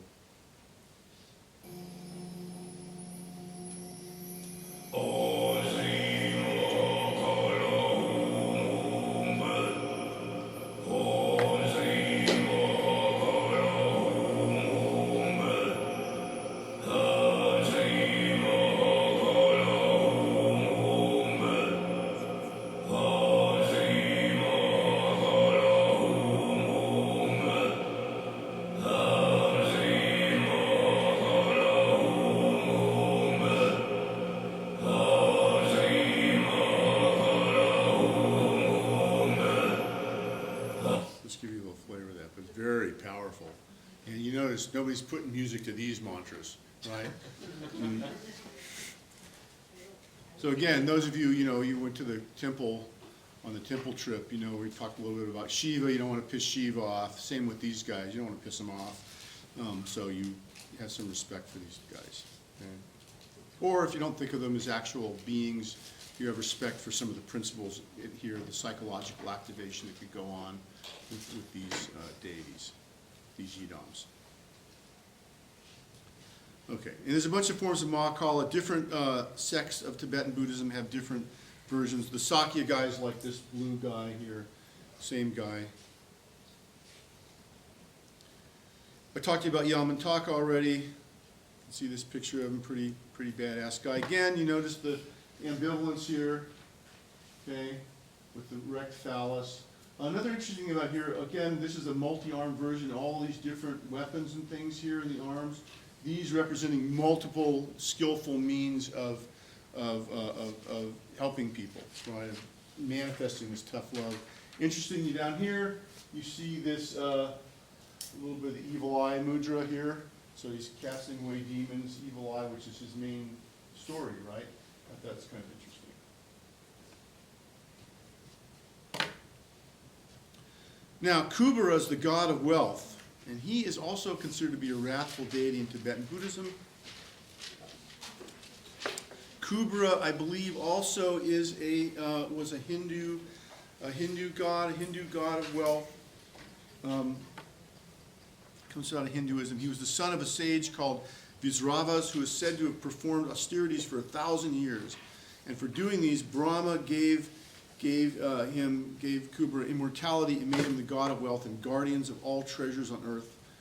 And he could bestow these as he liked. Very interesting, like lots of rich people, he had a really fancy car. It was called pushpaka, some kind of vehicle that would move him around. He's often shown with a mongoose who vomits forth jewels. Okay? In Tibetan, he's known as Shambhala with a D, not Shambhala, that's different. Shambhala is like the Pure Land that you go to. Zambala is the word for lemon. Okay? And he carries this in his hand. I don't know if you can see this. This one maybe doesn't have a lemon in his hand, this one. He's got the mongoose here vomiting up jewels, hands of lemon. So he's a wrathful deity, which is interesting. And I contemplated upon this, like why a wrathful deity, why a god of wealth would be wrathful deities. And I had a couple ideas about this. One is, again, that money is something that moves things around the world, right? So like we know aggression is an active energy. Money, in a way, wealth is an active energy, right? You do things with money. It makes things happen, right? I can go and I can give you $1,000 and say, I want you to go punch that guy in the face, and you $1,000 I might do it. I say $10,000, now you're really thinking about punching him. I say $100,000, you've already punched him, right? So money makes things happen. So I can take that making things happen of money, and I can transmute that into something going toward enlightenment, right? So rather than giving you $100,000 to to punch that guy in the face, I say, if you go to this meditation retreat, I'll give you $10,000, right? You might do it, right? I'll give you $100,000. Oh, money, pay me. Oh, you're already starting to meditate, right? So again, money can move things. So again, you transmute money from something that does bad things, and of course in our society we realize that money can do a lot of bad things, right? We see lots of rich people throwing their money around and doing bad things, and also there's an isolation that comes along with people who have a lot of money. They become isolated into their own little bubbles, and that also can create a lot of bad things, not just for the person being isolated, the rich person, but also people around them in society in general. I won't mention any examples of this, but you could probably think of some yourself, right? Now, it was really interesting. A recent article came out, I think it's in Wired magazine, about, it's a really interesting article about why are rich people so mean? And they call this the rich asshole syndrome, RAS. And it has a lot to do with isolating yourself. You isolate yourself from people who don't have money because people don't have money are either scary to you or you're worried they're going to be hitting you up for money. And so you tend to isolate yourself. And so I thought about this article. I thought it was a very interesting article.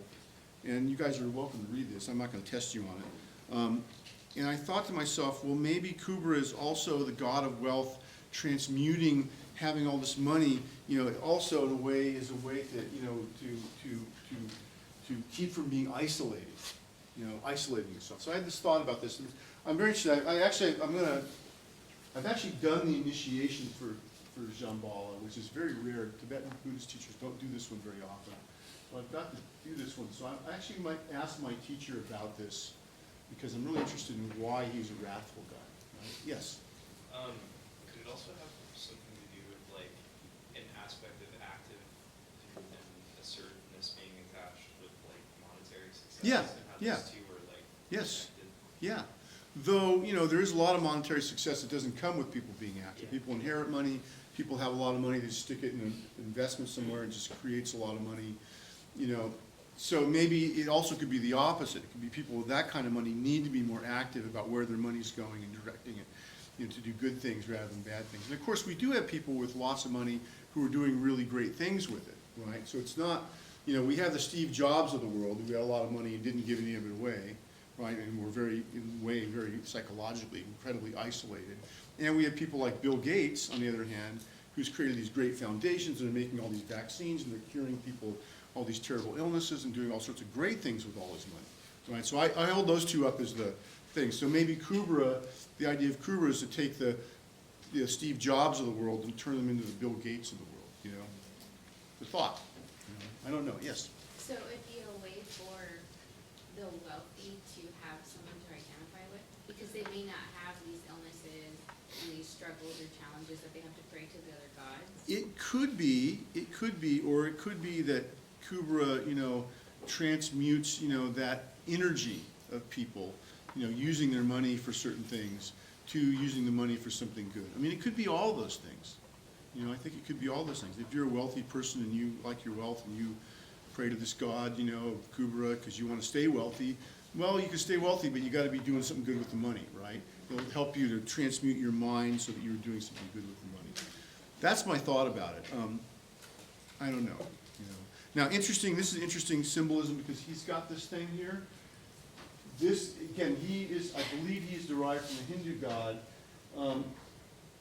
This is maybe a parasol, like a umbrella thing, but maybe not really. This looks to me more like a salutin, which means that as a Mongolian thing. Again, it's a symbol of status in Mongolia.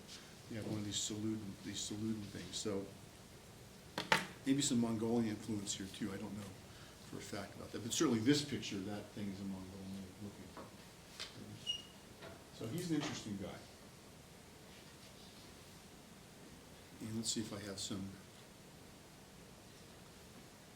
You can chant his mantra, but you probably need you need the initiation.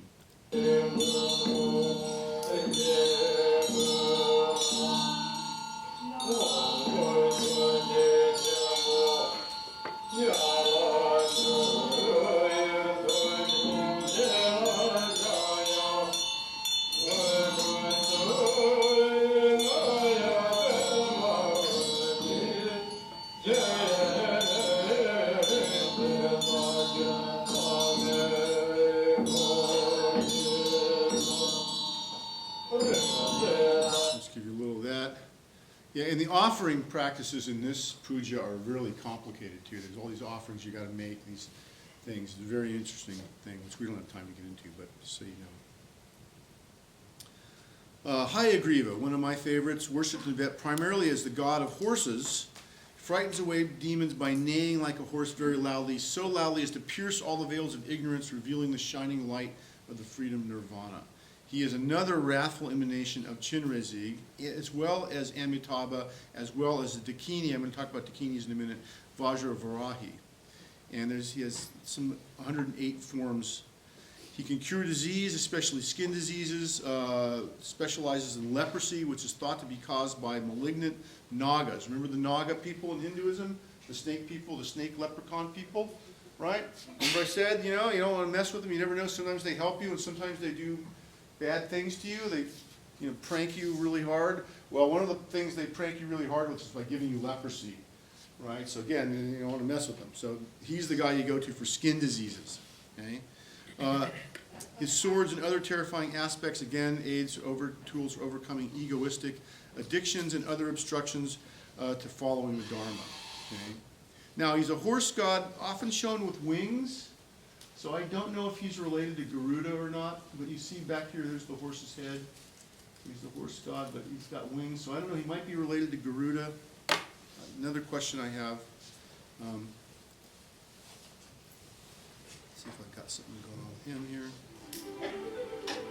Here's some music, but I think they're going to stop the music. Here's the A Puja. profusion of traditional offerings, and the energetic chanting of prayers. The Puja of most secret Hayagriva is extremely powerful for turning away obstacles and harms, especially those caused by spirit harm. At Amitabha Buddhist Center, the Puja of most secret Hayagriva is an annual event performed by a group of ordained Sangha for the benefit of the center's community of members, students, and benefactors who welcome this special prayer festival as a precious opportunity to receive the blessings and protection of the deity. So you can go, a lot of times, these Buddhist things will do the yearly, they'll do these things with these wrathful deities, and a lot of times they will have sections of it that are open to the public, and you can go and you can sit in and just listen or participate, to some degree, and those you can do and you'll get some benefit out of those. So I know my teacher does every year, he does one with Mahakala, like in January for like 5 days or so, and they do all these Mahakala things, and some of it's open to the public, so just so you know that that's there. Here's another version of Hayagriva. I really like this painting too, it's really beautiful. And here's a quote from Lama Zopa about Hayagriva. When you practice healing on someone in pain, one method is to visualize the moon syllable Om on your hand. Like, so there's a moon, like on this flat thing with an Om in the middle of it, and it's white in color and its nature is light, and then you recite the most secret Hayagriva mantra, which you need to memorize.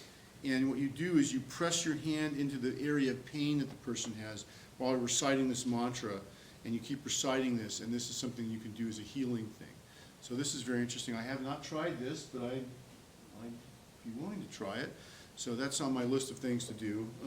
But again, you probably should have the initiation for this stuff before you go around and do this.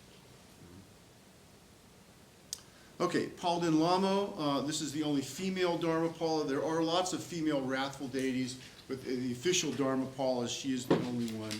Her name means glorious goddess, and there are other, and a lot of times some of the other female wrathful Yidams will get lumped under her, but they're not necessarily, but she's the official Dharmapala.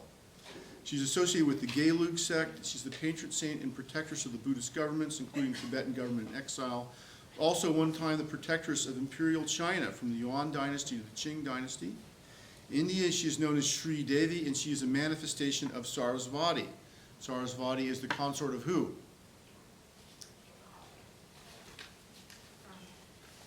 Right, Brahma, right? Brahma, right? So I'll talk about Brahma in a minute. She's also sometimes shown as Chamundi, the wrathful consort of Yama. Being the only goddess, she's somewhat special and is thought to have been armed by the gods themselves. She has 2 dice to determine the fate of men, a peacock feather from Brahma, there you go. She also has a serpent, hammer, clothes made from the skin of a demon, a mule with venomous snakes as reins. She has a large retinue of fierce followers. She is said to have been married to a bloodthirsty king who refused to stop his wanton killing no matter how much she begged him.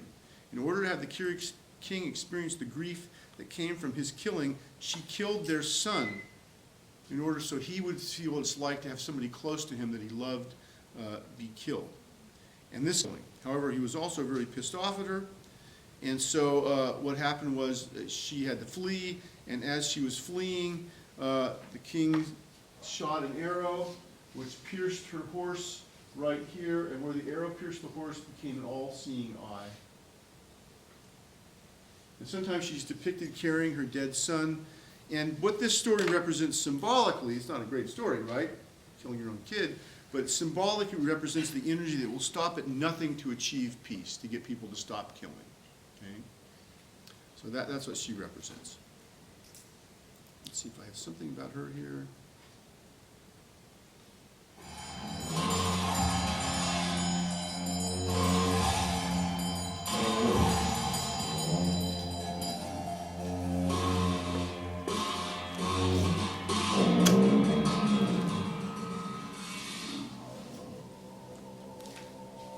See, always the eye in the back of the horse, and you need the pictures of her, there's always an eye in the back. Where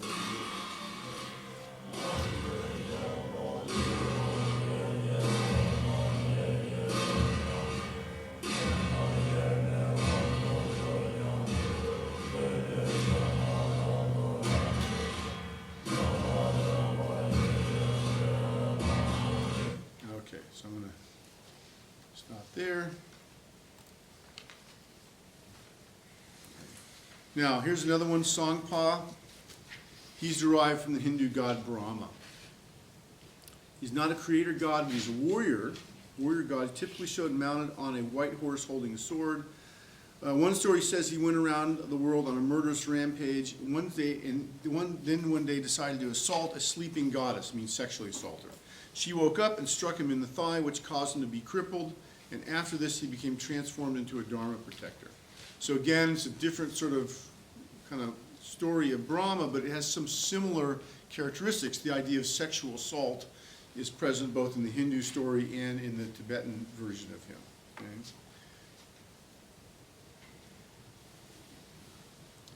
Okay? Begsi is a deity of retribution.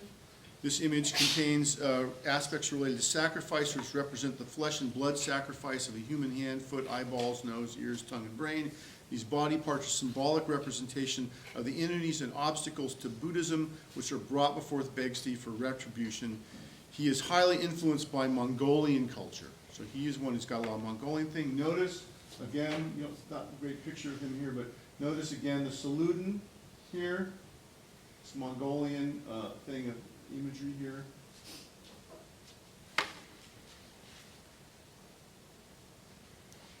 All right, so those are the Dharmapalas. Any questions about those wrathful ones? Again, many more wrathful deities. There are other versions of these Dharmapalas or ones that are Herukas, who are emanations of Buddhists. So lots of wrathful energy being used for things. Okay. I wanted to mention to you the dakinis. Yes? So those are like the main ones? Those are the main ones. Yeah, you just saw the main ones. Okay. So let me mention to you the dakinis. In Tibetan, these are known as kandroma. And there's a lot of emphasis placed on the feminism in Tibetan Buddhism, and the dakinis are a manifestation of this feminine energy. Dakini means sky dancer, okay, which can be interpreted as women who revel in the freedom of emptiness or nirvana.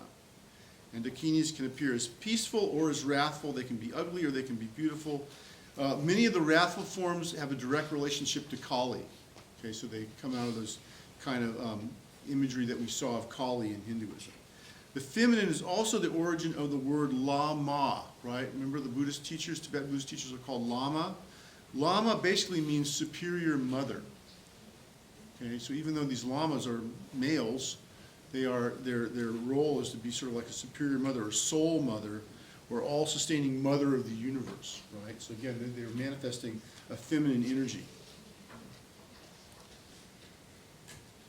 Now, dakinis can also function as consort for tantric practices. So again, you know, if you are doing one of these rarely done tantric sexual practices, you know, you can consider the woman who is doing this with you as a dakini.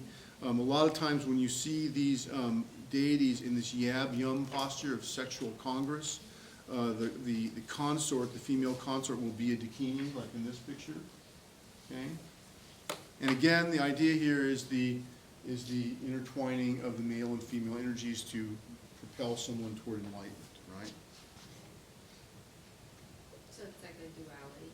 It's like a duality. It's like overcoming duality. It's like taking the duality and putting it together and overcoming the duality. That's a good way to think of it. And again, the duality of wisdom and compassion. The female energy representing wisdom and the male energy representing compassion. But it's not always, because, you know, Tara is also compassionate, right? And she's a female. So it's not absolute, but that's generally the symbolism. You know? And when you see this kind of posture, that's, you know, it's like the bell and the vajra coming together, wisdom and compassion coming together. Dakinis are related to communication and have a part in revealing text, teaching, and sacred objects, which are called termas. They also help interpret prophecies, signs, etc. Dakinis have a unique form of language and writing which is mysterious and supposedly only understood by people who reach a certain level of realization. Dakinis are often depicted with a flaying knife which symbolically strips the flesh of appearances from the bones of wisdom, leading to the realization of emptiness. Okay, so again, remember those pictures in Hinduism of Kali, this is very, very similar, okay?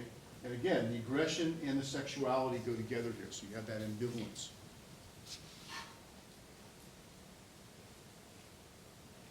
All right, I'm going to stop talking about Yidams now. We're going to run out of time today, so I want to get through some other stuff really quickly. Any questions on anything so far? Okay, I'll continue. So now I'd like to talk about is the Tibetan Book of the Dead, the Bardos the Dole. So again, one of the things that's very interesting about Tibetan Buddhism is they've explicated in a lot of detail this idea of what happens to you after you die. And again, we talked about the 12 dependent arising, and I said it was like a developmental cycle that also included the time between lifetimes. See, so there's this time between when you die and then when you get reborn that the Tibetans supposedly have mapped out pretty well. Okay? And they've written a book about this. How do you guide somebody once they've died to their next rebirth or toward enlightenment? And this is where the Bardos the Dole is, the Tibetan Book of the Dead. And this is one of the first things that Westerners knew about Tibetan Buddhism, because this was translated by this guy W. Evan Wentz many, many years ago. And then when Tibetan Buddhism started to come into this country, that was one of the first things that people learned about was the Tibetan Book of the Dead. This is how I got into Tibetan Buddhism, by reading the Tibetan Book of the Dead. So the first thing I learned about Tibetan Buddhism was the Bardos the Dole. I didn't know anything else about Buddhism or anything else, but I read this book first. Yes? This, like, what it sounds like, it's like a guide that is kind of like going on to the next life Yes. and rebirth. That kind of sounds like Dia de los Muertos a little bit. A little bit, but Like different, because reincarnation is at play, Yeah. right? Because I know for Dia de los Muertos, there's not exactly a reincarnation thing. Yeah. But I mean, like, if you look at it, because, like, it's people going to the afterlife and coming back to visit. Yeah, the Day of the Dead is a little more reminiscent to me of the ancestor worship you find in places like China, more of a Taoist idea, where that people die, but that doesn't mean that they're no longer part of your life, and that you go and talk to them and you communicate with them, and there's special days where they might, communicate to you more easily, and so it's the idea that people they're still with us, they've just gone on to a different plane, right? And that's my understanding of Day of the Dead. By the way, Day of the Dead thing, I think it's tomorrow up here at the cemetery. If you guys been to it, it's wonderful. They have it at the cemetery here, just over there off, what's the road, Poncho Road, up there.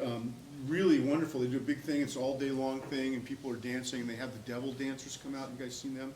They do a devil dance of the devils. It's really cool. So if you don't know anything about Day of the Dead, Dia de los Muertos culture, I recommend going and hanging out, and people are really cool. There's all sorts of fun things, good food. There's And, a lot of them in Oxnard. yeah, a lot of them in Oxnard too, as well as you can go down to Mexico. I have friends now doing one in Mexico. It's a really cool thing. But yeah, really cool festival. And again, we're talking about the Tibetan Book of the Dead today, so it's kind of relevant. So I guess our timing isn't that bad, right? So the Tibetan Book of the Dead has. Kind of similar to me. Yeah. So Tibetan Buddhism has this idea of the Bardos, and what Bardo means is in-between state, the in-between state. And the in-between state, and we have lots of different Bardos. There's really 6 Bardos. There are like 3 that have to do with when you die. There's the Bardo of the actual process of dying, the Bardo of immediately after you die, and then the Bardo of being reborn. Then there's the Bardo of our waking life here. There is the Bardo of our dream life of sleeping, and then there's one more, spacing out on, look up, there's one more, there's 6, I think there's 6. But the one that we're concerned about is the Bardo of after you die, okay, after you die. What's the other one? That's going to bug me, I have to look it up. You're not going to be tested on that. Yeah. So Bardo the Dole literally means liberation by hearing on the after-death plane, in between. And the book is a guide for the dead during the state that intervenes between death and the next rebirth. And the idea is when you die, in the process of dying, and right after you die, and during this going through this Bardo state, that you have the opportunity to get enlightened. So once you shed your body, that you have this great opportunity to get enlightened like really quickly, like immediately. And you can become enlightened, you know, at the moment of death or after you die. And so you have many opportunities during the Bardo to get enlightened. The problem is that it is like being in a dream, right?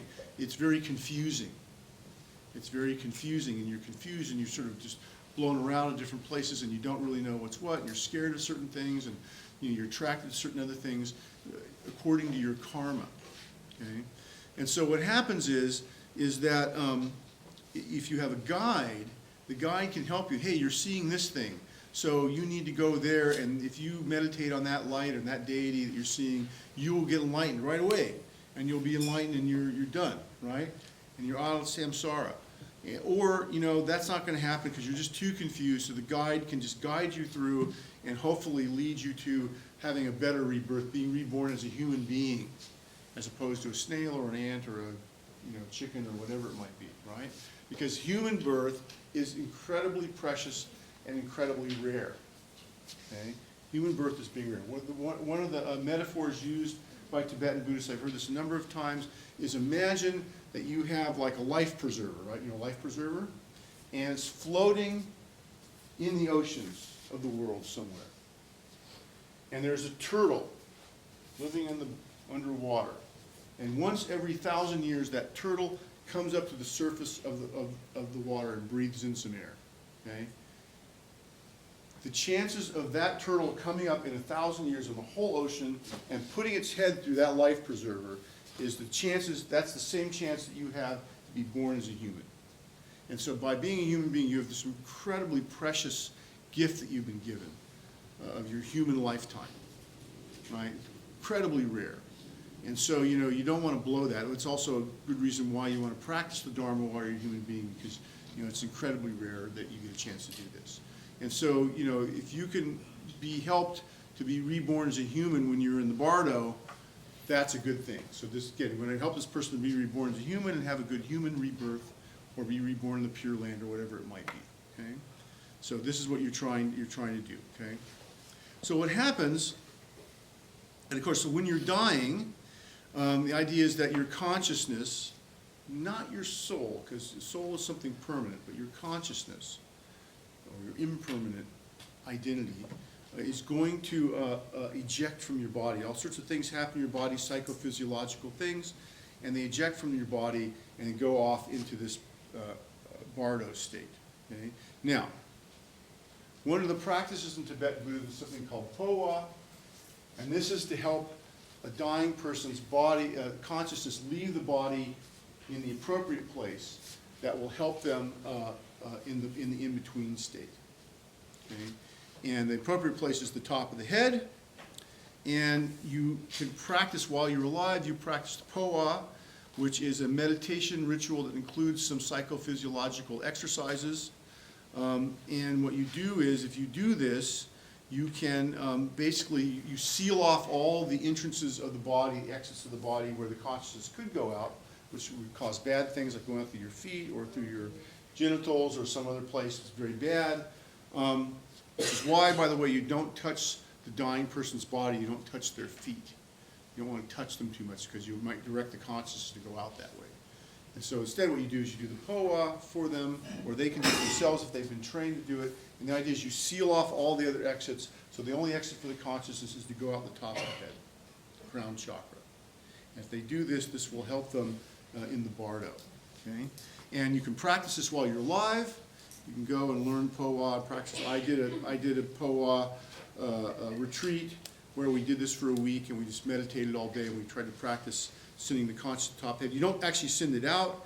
You just send it up to the top and just sort of tap on the roof a little bit, and you practice doing this. Supposedly, if you do this enough and you show a sign, which is at the top of your head, there will be a little hole will start to develop. We'll see this kind of thing develop. Now, at the end of the thing I was at, the Lama went around and looked at all the top of our heads, and it's like, yeah, no, nobody got it. You got to go keep doing this, right? So it's not something that comes right away. When they have people learn this in Tibet, they will stick a blade of grass in the hole to show that the person actually was able to Before our accomplish departure, this. Khyentse Senje showed us another movie that his students had filmed at the end of a power meditation. During the power, the participants learned to send their consciousness at the moment of death to a realm of meaning and joy.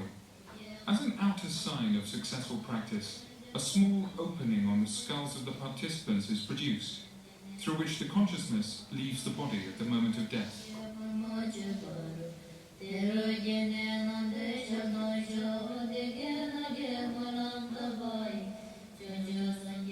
In Tibet, at the end of the poa, a blade of grass is put into this hole to demonstrate the successful results of the meditation.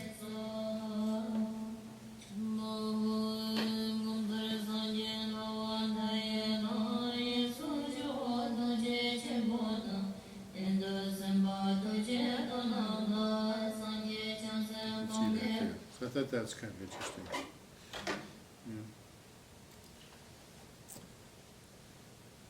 Yeah. Now, so you have this bardo of the moment of death, and at the moment of death, what happens is you leave the body is, you kind of black out for a while, it's a day or a couple days, and then you come back and now you're aware of, your consciousness has some awareness. Now, Tibetans typically are buried in a sky burial. It's the typical way that if you're not a rich person or you're not a high lama where they'll actually cremate the body, you're basically taken up to a high plateau. Tibet's really high, you're taken above high plateau. Your body's taken there, and there's guys whose job is to chop your body up. And they chop your body up into pieces, and they feed it to the birds. They feed it to these birds who live up there, these raptor birds, birds of prey up there. And this is thought to be an extreme act of kindness because you're basically feeding these birds with your body, and this brings you all sorts of good karma, and again can help you in your journey in the bardo by doing this karma. So this is called a sky burial. And I used to have a video of this. I don't think I have it anymore. I don't know if this is it or not. Let's see if this is it. No, this isn't it. Sorry. I used to have a video of it. I think I showed it, and people didn't like watching people's bodies get chopped up. So, but if you want to go on Google and just Google sky burial, and something will come up, and you'll be able to see it if you're interested. But that's typically how most common people what they do when they die. Okay? And again, nobody thinks this is gross or weird. This is just like, oh, my body. I'm going to use it. The last good thing I can do for other beings is to use my body to feed these birds, right? So again, that generates good karma. And then what happens is the idea is that you will then go hang around in the places. The idea is, well, let me back up a second. Before you have the sky burial, ideally what will happen is your body, you will die, and all these signs, they can tell your body, consciousness left the body. They will leave the body alone for 49 days if possible. A lot of times that's not possible, so they'll try to leave it alone for at least 3 days. So leave the body there for 3 days, make sure the consciousness is gone. But ideally, up in places like Tibet, you'd leave the body for 49 days. And because it's so high up and the air is so rare, there's not a lot of bacteria, so if the bodies will actually stay fairly preserved. If the person is a highly realized meditation practitioner, the body, they will go into a meditative state and they will die in meditation. And the body will remain in a meditative state for a period of time, okay? And they will leave the body alone. And in some cases, this is pretty amazing, that the bodies will remain in meditation, the bodies will remain warm, things that you wouldn't really explain by Western physiology. And these things have been documented. It's really interesting. And then what happens is, the idea is that they're in this state for 49 days, and the idea is that the consciousness is still hanging around, okay? And so what happens will be is that the practitioner, the lama or concerned person, hopefully trained person, will then get the Tibetan Book of the Dead and basically talk to the dead person, and will tell them, here's what's going to happen. You're going to have various visions of different things. You're going to see various deities. You're going to see colors of light. And as you see these things, if you can go to, you see this deity here, you see this deity, and they'll actually have these cards they'll show you. They're like, Pokemon cards for this, right? And here you see this deity. When you see this, go toward her. right? And you'll see a couple lights. You'll see a dim light over here, and you'll see this white light, and this deity, go to the white light. If you can go to the white light, and concentrate on that and meditate, and you get your consciousness to go into a meditative state, you will reach enlightenment right then and there. Boom. You know, it's like Chutes and Ladder game. You know, do not collect $200. Go past go. You know, immediately go to enlightenment, right? And there are a number of these deities, and you start out with the peaceful ones. The peaceful ones show up, and what happens is, peaceful ones show up, you get the vision of these, your consciousness has a vision of these things, and then, then you either go, you're too scared, you're like flitting around in a dream, and so you really can't have much control of it, so you go toward the light that attracts you, which is the dull light, you black out for a moment, then you come and you have another vision. And so you have successive visions of these deities goes on, right? But, a trained person, what they will do is while they are alive, they will learn something called Tibetan dream yoga. They will learn basically to lucid dream in their dream state, because the idea is that the dream bardo, the experience in the dream bardo is similar to the after-death bardo. That if you can learn to lucid dream in the dream bardo, then when you die, you'll have more control, more facility not to be blown around by your karma in the after-death bardo, and then you can follow the instructions better and reach enlightenment or reach a good rebirth. Okay? So high achievement practitioners of Tibetan Buddhism will practice this lucid dreaming, this dream yoga, right? So there are a number of these things. There are, it's like 58 altogether, or 100, something like that. And again, they have successive visions of all these divine, first of all, the peaceful deities, and then the wrathful ones, okay? And of course, as you go along, you get to the wrathful ones are more scary. Okay, so you're driven further and further and further along into the bardo, okay? And it becomes harder and harder and harder to reach enlightenment, to recognize that enlightened being and identify with them and become enlightened. It becomes harder. Now, there's a practice for invoking the peaceful and the wrathful bardo deities. There's a meditative practice of doing this before you die. And there's 100 figures, deity figures. I think it's 108 or it's 58. I can't remember. It's something like 100. Okay? And these are manifestations of all these things having to do with your body, having to do with your attachments, having to do with your mental attachments. All these kind of things are attached to these deities. And again, this is why it's very difficult to recognize the ones that are going to take you to enlightenment. Okay? But you can practice what's going to happen before you die. And this is one of the main practices that the Dalai Lama has. One of the main practices the Dalai Lama has. That he practices going this thing, and it's as if you die, and now you're in the bardo, and you're going around, and what do you recognize, what do you do? And so this is, again, to help you when you die, that you can actually go and do, you'll know what to do.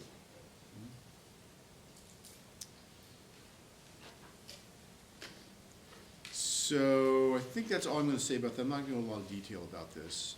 Just wanted to let you know about that. We could do a whole lecture just on the Tibetan Book of the Dead and the Bardo states, and maybe I should do that in future classes. But for now, because we're going to run out of time, I'm just going to go through just give you the basic idea of it. Okay. And the last thing I want to do is talk to you about the Sidpa Bardo, the Bardo of seeking rebirth. So you have the Bardo, maybe it is four. Maybe it's the Bardo of the process of dying, Bardo of moment after death, Bardo of going through the main part, and the Bardo of seeking rebirth. And the idea here is a very interesting idea. And one of the ideas is I like this because I'm a Freudian psychologist, is the idea is that if you're going to go for a rebirth, you're going to be reborn, that as you're reborn, you'll start seeing visions of your to-be parents in having sex. Okay? And while you see these visions, you will have, if you're going to be a boy, you will have attraction to the parent of the opposite sex, to the mother. If you're going to be a girl, you'll have attraction to the parent of the opposite sex, the father, right? And then at the moment of conception, you will go down and you become, your consciousness gets sucked into that, I guess, the sperm and the egg coming together, the embryo, and then you have Vaishnava, you forget your past life, just like in Hinduism, and you are reborn, okay? But this idea of being attracted to the parent of the opposite sex, this is a this is basically, fundamentally, the same as the Oedipal complex. Okay? Except for Tibetan Buddhists, the Oedipal complex happens before you're born. They put it in a much earlier developmental stage than Freud, right? So this is interesting. This is thousands of years before Freud was around. The Tibetan Buddhists were already had a conception of what Freud called the Oedipal complex. I think this is really quite fascinating. Okay? And again, as psychologists, we know this is something that manifests, especially throughout years of early development. So Tibetan Buddhists know about this. So, what happens when you're reborn? You're reborn into one of 6 realms. And that is what's shown in this picture, the Sidpa Korlo. Sidpa 6 realms Korlo wheel, or wheel of life, sometimes called. Wheel of the 6 realms, wheel of life. Here are the 6 realms. Notice this figure behind holding up the wheel of life. This is who? This is Yama, god of the dead, holding up the wheel of life to remind you that life is impermanent and that eventually you're going to die. Okay? And so this is a very interesting figure, this wheel of life, the Sidpa Korlo, wheel of life. This is a figure that is something that is found in early Buddhism. So this is not the Tibetans didn't make this up. Here's another better picture of this. Known in Sanskrit as the Bhavana Chakra, again, wheel of life here. There you go, you have Yama, the god of the dead, holding up this wheel. And this is something, again, that's found in early Buddhism. Why do the early Buddhists have a figure like this? And this is a good question. And the likely answer is, one of the answers, not all the answers, but one of the answers is that a lot of people were illiterate. They weren't reading Buddhist texts. They weren't, it wasn't like today where you want to know about Buddhism. You just go to the bookstore, you go on Amazon and click a button, and you get all the stuff, information you want to know. This was back in the day. There was not a lot of text. People didn't read. And so what you have is symbols, pictures that told a story. This is not just true in Asian religions. It's also true in Western religions. Anybody here been to Europe and seen some of the great churches in Europe? Anybody been to the Vatican? You go to the Vatican, you see all these pictures. You go to my favorite church in the world is in Siena. It's just absolutely psychedelic in there. I mean, unbelievable stuff in there. But what do you see in there? You see all these figures of Jesus. You look at the stained glass windows. What do the stained glass windows have on them? They have scenes from the Bible, right? So you would go, you would listen to a mass, the priest would tell you the story of the Bible, and you would see it visualized there with the light coming through, like shining, like otherworldly, right? Very godlike. The word we'd like to use is numinous, very godlike, numinous imagery, the light coming through, and you would listen to the story, and you would remember it, right? It's the same thing with these kind of paintings. The idea here is that you don't have to have this written down. You see the symbol, you've heard the story, what this is, and then you remember it. Okay? So that's why you see this. So this is a very old image. Very old image. Now what do you have in the Wheel of Life? Well, this basically represents the 6 realms. And in a way, you can think these 6 realms are, one way you can think about this is they're boiled down from the 31 realms that are traditional in Hinduism. Traditional in Hinduism, there's 31 realms of dimensional planes that beings can be born on. But what happens is we really boil these down to 6. And the Buddhists really boil this down to 6. Okay? 6 realms. Now, we talked about Yama here, holding this. What is this outward thing here? This outward rim here. These are 12 scenes here. These represent those 12 stages of dependent arising that I told you about earlier. That developmental path that goes from life to life. That is the result of what happens in these things, the result of the person during the stage of development takes on this fundamental misperception about the universe, about reality, treats everything as, it starts naming things, classifying things, in order to avoid having to consider their non-existence. And this naming of everything leads to a certain sorts of consciousness, which leads to a certain misperception of reality, that we tend to view everything as permanent when things are not permanent. And this goes from life to life to life, and so this represents that, okay, that developmental stage. Okay? The center. You have 3 animals. I think I have a close-up slide of this. 3 animals that represent the 3 poisons: ignorance, hatred, and greed. These power the wheel. They power the life. In other words, these are the things that lead to karma, right? Both good and bad karma. Ignorance, hatred, and greed power the wheel. So they're at the axle of the wheel. They're moving this thing around, okay? And you have the bird, the chicken is ignorance, the snake is hatred, and the pig is greed. I believe that's how it works. Okay? Then you have outside of that, you have this thing here. What is this? This is sort of ego states. And this is ego states. So as a human being, you're here. You go through things. You can become more spiritual. As you become more spiritual, you get here, and then from here, from more spiritual, you can actually go out of the wheel. Or you can become more egoistic, and the ego can then sort of attach you to negative patterns, negative things, and you go down further, more and more negative things until you go here into hell.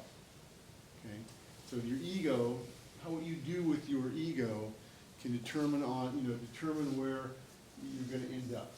Okay, whether you can go a spiritual path and get out of samsara, whether or not you're going to go into one of these lower realms and experience suffering. Okay, so again, the edge is these 12 conditions of dependent arising. We've really talked about that already. You don't need to know the details of that, just know that that's what that is. And we can start talking about the realms themselves.